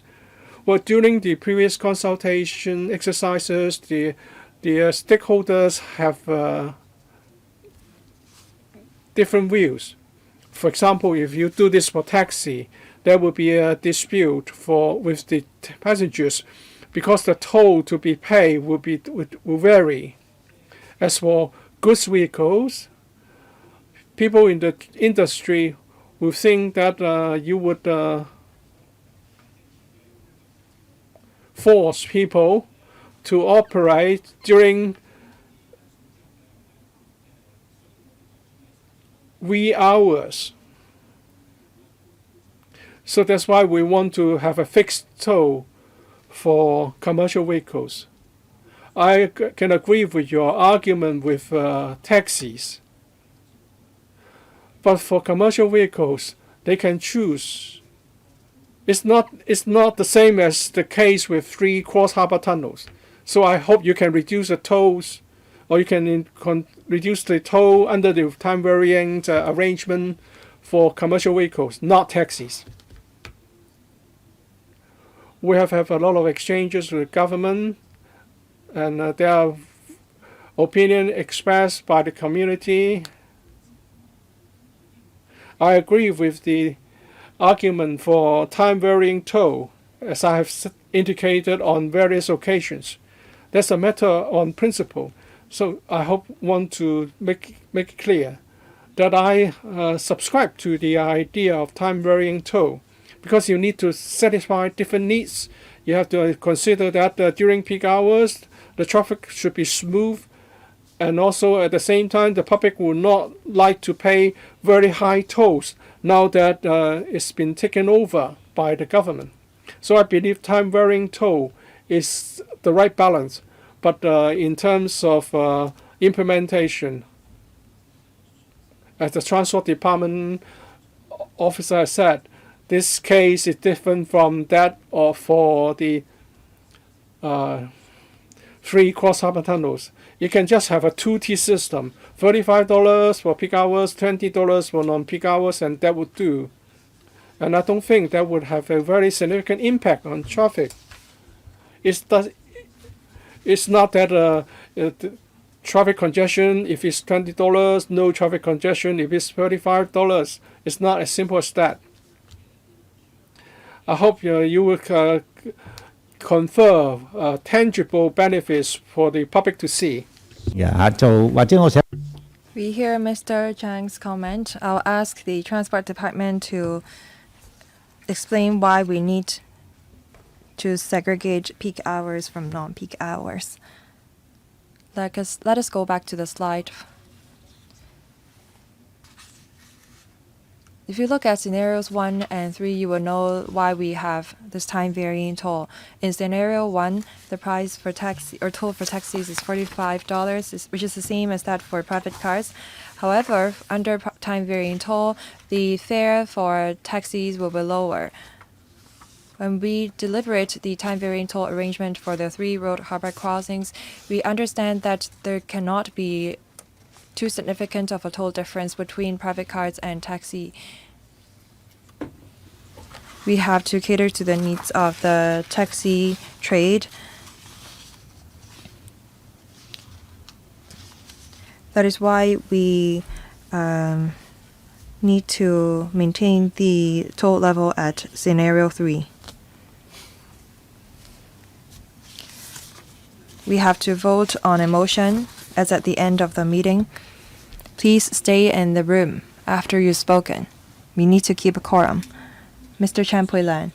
Thank you, Chairman. I support the 4 principles set out in paragraph 11 of the paper.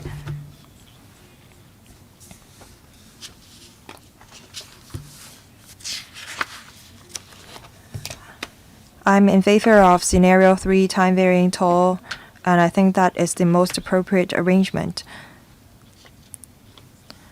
I also think that we have to impose a toll for the use of tunnels. Apart from construction cost, we also have to maintain the tunnel. If we offer the tunnel for use free of charge during non-peak hours, that will affect the revenue that can be generated, and the administration will have to incur a heavy cost on maintaining. About 30% of the users of the tunnel are goods vehicles, and they impose heavy wear and tear on the tunnels, and that is why we have to charge a toll for us to meet the maintenance and repair expenditure. Also, we have to set the 3 periods that are the peak, normal, and off-peak periods very carefully. I know that the administration is working on the details. I want to know what the government's plan is. Thank you, Mr. Chairman. We will detail the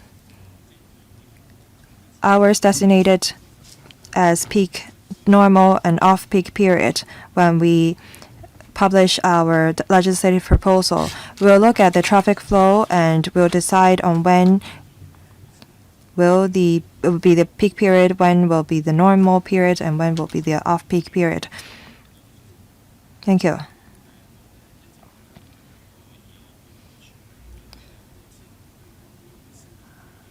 I know that we have overrun and members have to go to other meetings. After Mr. Benson Loke has spoken, I will ask members to vote on his motion. So please pay attention to this. For members in the complex, if you want to join the vote, please come back to the conference room. Mr. Yang Wen-kit. Thank you, Chairman. I am in favor of scenario 3, that is the time varying toll arrangement. I also agree with what Mr. Luk Chung-hong said. During non-peak hours, we should offer the tunnel for use free of charge. Especially during nighttime, there are barely any vehicles using the tunnel. I know that the government is not trying to make a profit by charging tolls, so perhaps we should offer the tunnel free of charge during night time. I agree with the plan for peak hours and normal hours, but I think that we should offer the tunnel free of charge during night time. For road harbor crossings, the toll is charged at $25 for taxis. I think that will facilitate the passengers in deciding which tunnel to use or which road harbor crossings to use. Also, I think that we should have a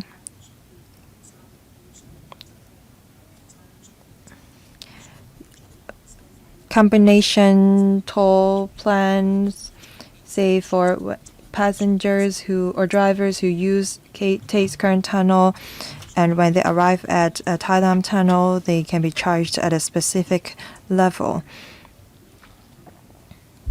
For us to achieve the diversion effect, we have to look at all the tunnels connecting New Territories and Kowloon. After taking over all the cross-mountain tunnels, We have to look at the toll level on a holistic manner.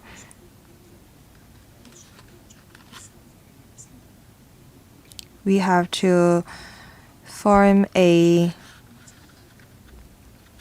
combination plan on the toll level for road harbor crossings and road mountain crossings. Well, that's a new suggestion. I'll ask the member what he really means after the meeting.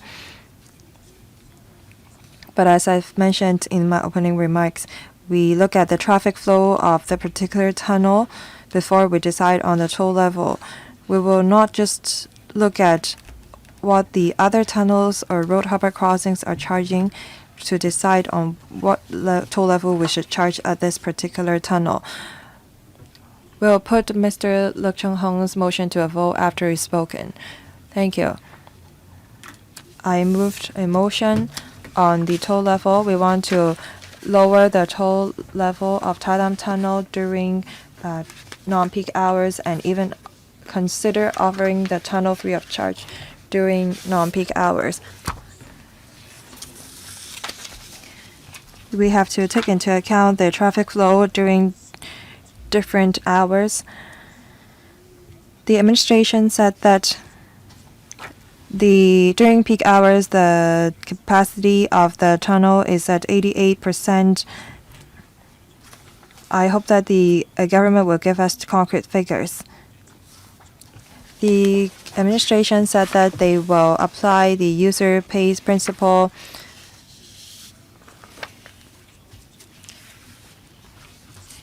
We need to know how much we need to spend on the repair and maintenance of the tunnel because the construction cost is irrelevant because it was constructed under the BOT mode.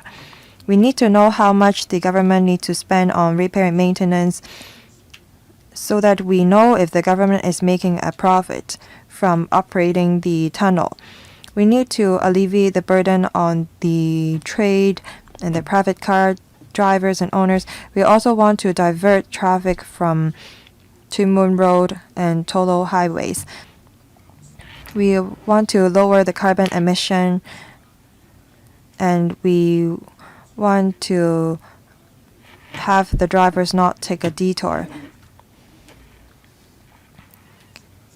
If we lower the toll to $10 during non-peak hours or even offer it free of charge, drivers would make use of Tai Lam Tunnel, and that will reduce carbon emission. This is very important. Has the administration calculated the reduction of carbon emission when drivers make use of Tai Lam Tunnel? I think that we should adopt this time varying toll, and we should adopt a uniform toll for commercial vehicles. For taxis, I think we should charge them just $25 so that it would be easier for the passengers to remember. For commercial vehicles, maybe we should lower the toll for them during non-peak hours to achieve the diversion effect. Because with the proposed toll level, people will be making use of a Tuen Mun Road, and during peak hours, Tuen Mun Road is heavily congested. In the interest of time, I will make a very brief response. In terms of reduction of carbon emission, we think that the most effective way is to promote smart and green transportation. In 2030, there will not be any new registration of diesel cars, and that will lower the carbon emissions. A lot of members ask us to lower the toll. We will consider it. Chairman, I asked the administration to give us the two figures. I hope that they will submit it after the meeting. Just now, Mr. Look asked you for two figures. There are the number of vehicles using the tunnel per hour and the cost of repair and maintenance per year. When you amend the legislation and introduce the bill into the Leg Code, please give us the figures. It will be best if you can give us the figures after the meeting. We will do so. Thank you. Let's process the motion moved by Mr. Look first.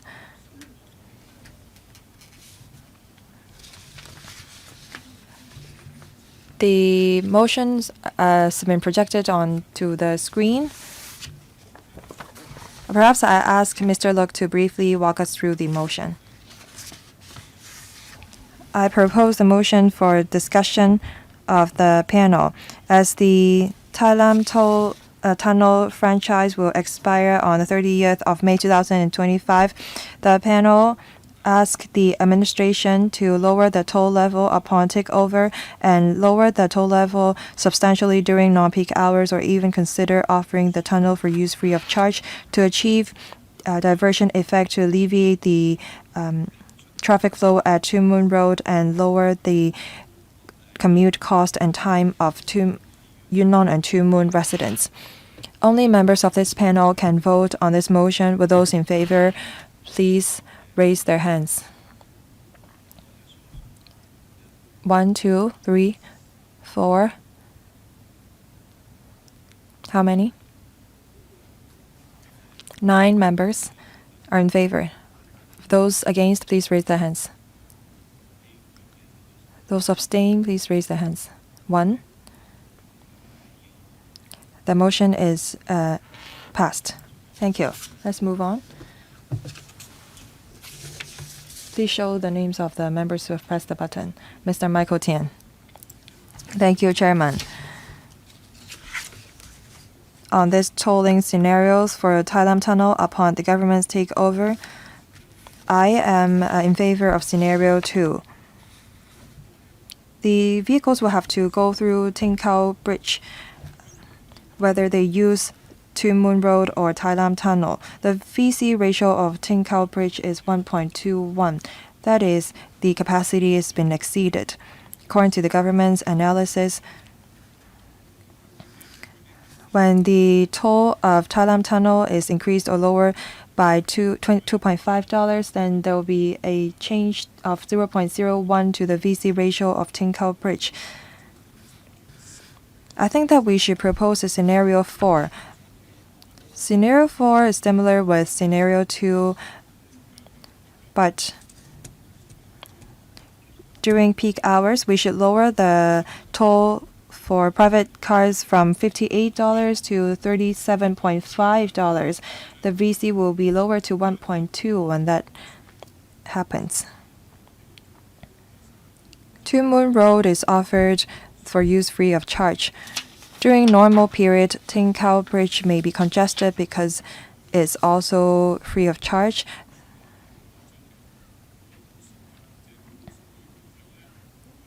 If we offer the tunnel for use free of charge during normal period, there could be congestion.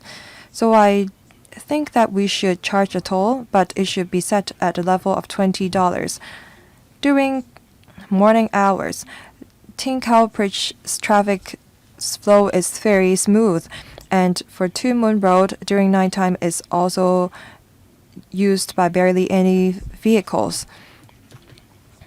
We have a number of renowned restaurants in the new territories. We should encourage people to travel to the new territories. We should also cater to the needs of the logistics sector. For the $45, $35, and $20 proposal under scenario 3, I will not support it. I think that you should consider this proposal of $37.5, $20, and free of charge. Two Moon Road is free of charge and is still very well maintained by the government. Today, we have 9 tunnels of the government that are offered also free of charge for use. Don't we have to maintain and repair them? For Thailand Tunnel, we could charge a toll during peak hours and normal hours. My stance is very clear.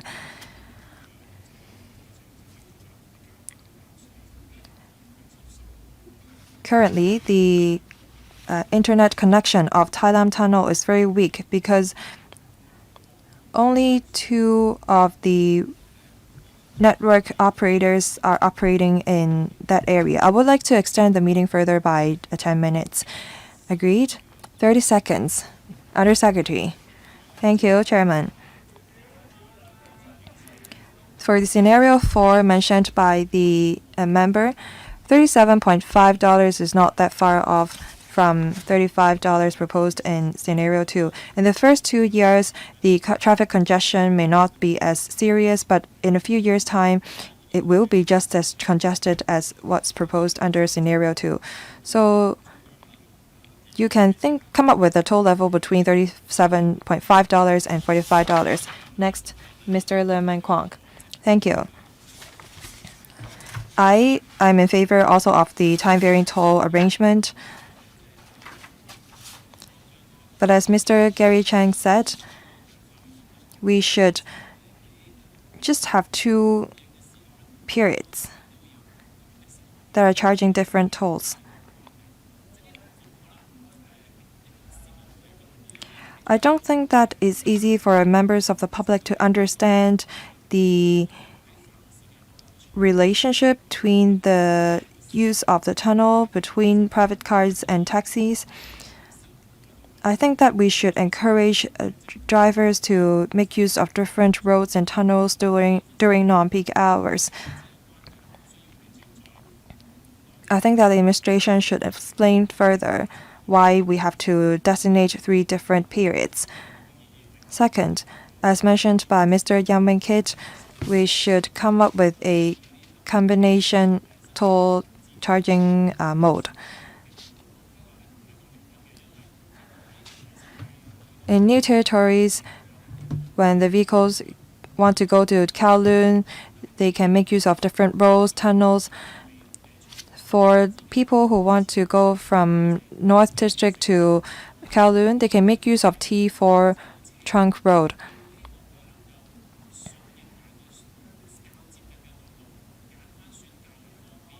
How can we encourage drivers to make use of the most direct road harbor crossings to go to Hong Kong Island?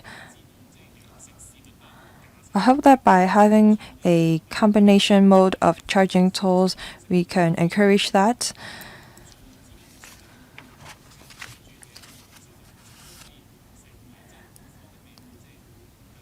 And I hope that the administration consider it. As I have explained, why we have come up with 3 different time periods. Well, we will supplement more information later. As for combination tolls, I start to understand what Mr. Leung is driving at. We have to consider all the different combination of tunnels from NT to the cross harbor tunnels, etc. In the future, when we review the tunnel tolls from NT to urban area, we would have to look at the traffic conditions for the tunnels and for the cross-harbor tunnels as well. But this factor will be taken into account when we conduct future reviews. Mr. Lam So Wai, well, I'm not a panel member, but with regard to Tai Lam Tunnel, the time-varying toll proposal is actually in line with the proposal from A4 members. We'd like to have 2 tiers, peak and off peak. And I would like to supplement some of the points made by my colleagues concerning combination tolls. For example, T4 plus the Tai Lam and Tascan Tunnel and Cross Harbor Tunnel, we need to have tolls for different combinations.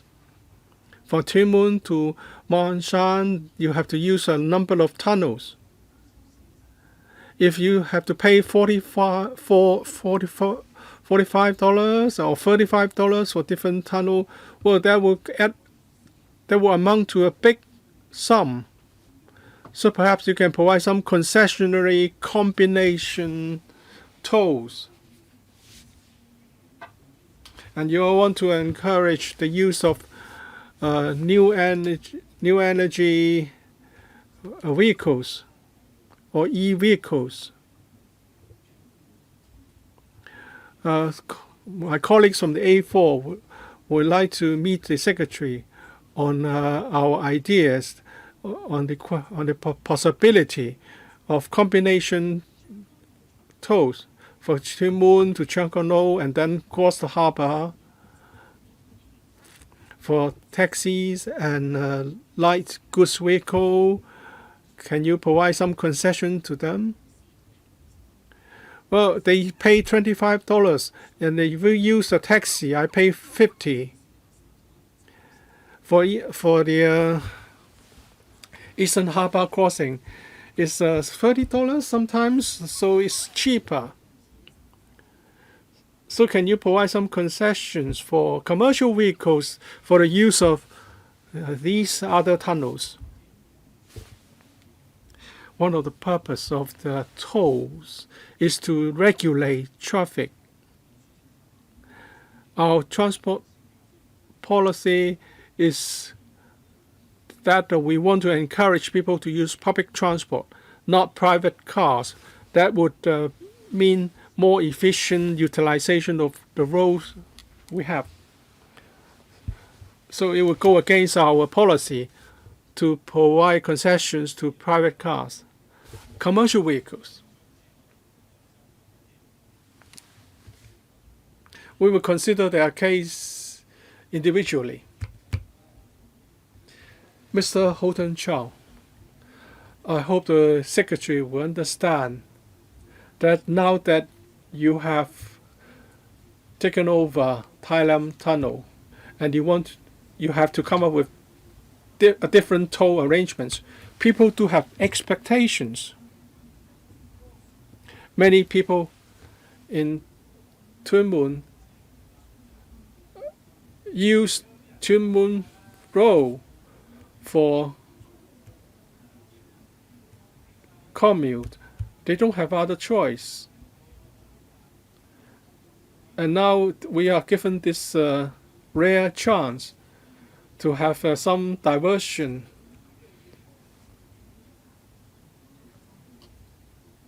So people expect something to come up with the takeover. Under scenario 3, time varying toll, private cars should be asked to pay an even lower toll during non-peak hours. It's now proposed to be $20.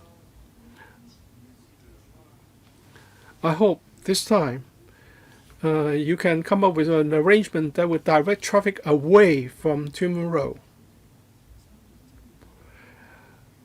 The congestions on Tuen Mun Road will cause problems all the way back to Tuen Mun Town Center and, for example, Long Shu Road. So diversion would help them. And now you have different infrastructure to T9, and they will come on stream in 2032. So in the short term, well, this is the only opportunity to take over by the government of the Tai Lam Tunnel. Many people do really think that you can come up with something that would alleviate congestion of Tuen Mun Road.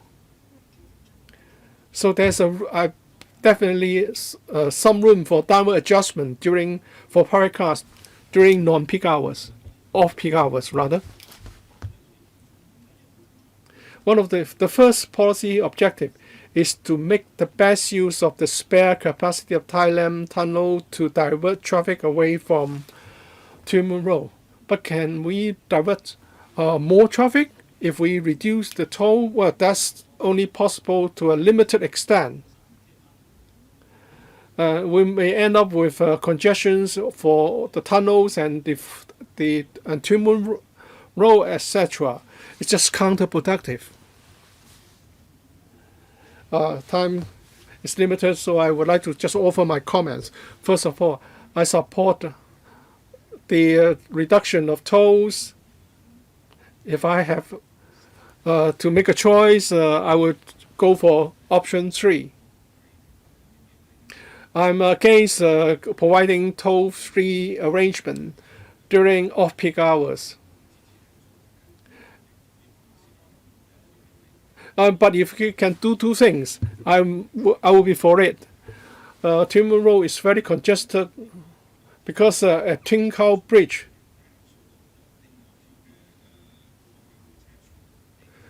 well, there's a too much traffic leading from Tin Moon Road to Tin Cow Bridge. And for Tolo Highway, it's because there's a project, a works project, which has been going on for 3 or 4 years and hasn't been completed. And then instead of 4-lane traffic, you get only 3. I hope the repair works project can be completed very quickly. And then if you can resume normal traffic for the 2 roads concerned, you may consider toll-free. Well, major projects cannot be done overnight. Takes time. It's not a question with the interchange. It's about the capacity of the Tin Cow Bridge when we talk about congestion of the Tin Moon Road. Many members today have asked for the rationale of tolls. First of all, the Secretary is right in saying that it's to regulate traffic, to prevent congestion. If there's already congestion, you should control traffic or alleviate the traffic conditions through toll arrangements. That's reasonable. When for time-varying tolls, well, they have such an arrangement has worked elsewhere. It facilitates people's choice. So I believe it would be reasonable to implement time-varying toll for Thailand Tunnel, because if we maintain the tolls at a high level, for example, $45 or $58, which would be very expensive. So we want to facilitate people's transport choice. Well, you can, of course, charge $45 during peak hours for those traveling from Yuen Long to the urban area. Well, there are a lot of vehicles, but what about the other direction? If you go to Yuen Long during the morning, can you charge a lower toll? Perhaps you can have a time-varying toll for one direction only.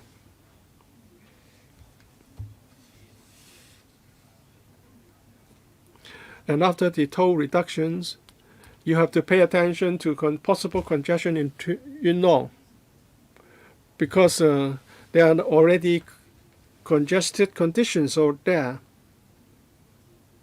So in the future, congestion may become even more serious. So perhaps some road projects are called for to enhance the capacity. And I believe a 2-tier tolling arrangement will be sufficient, just peak and off-peak. There's no need to have a 3rd tier of normal period. Please consider our suggestions. Thank you. Your views are noted. We will consider all 3 proposals from you, Chairman. All right, it's already time. So time adjourned. Thank you for your attendance. Thank you for coming to our meeting, government officials.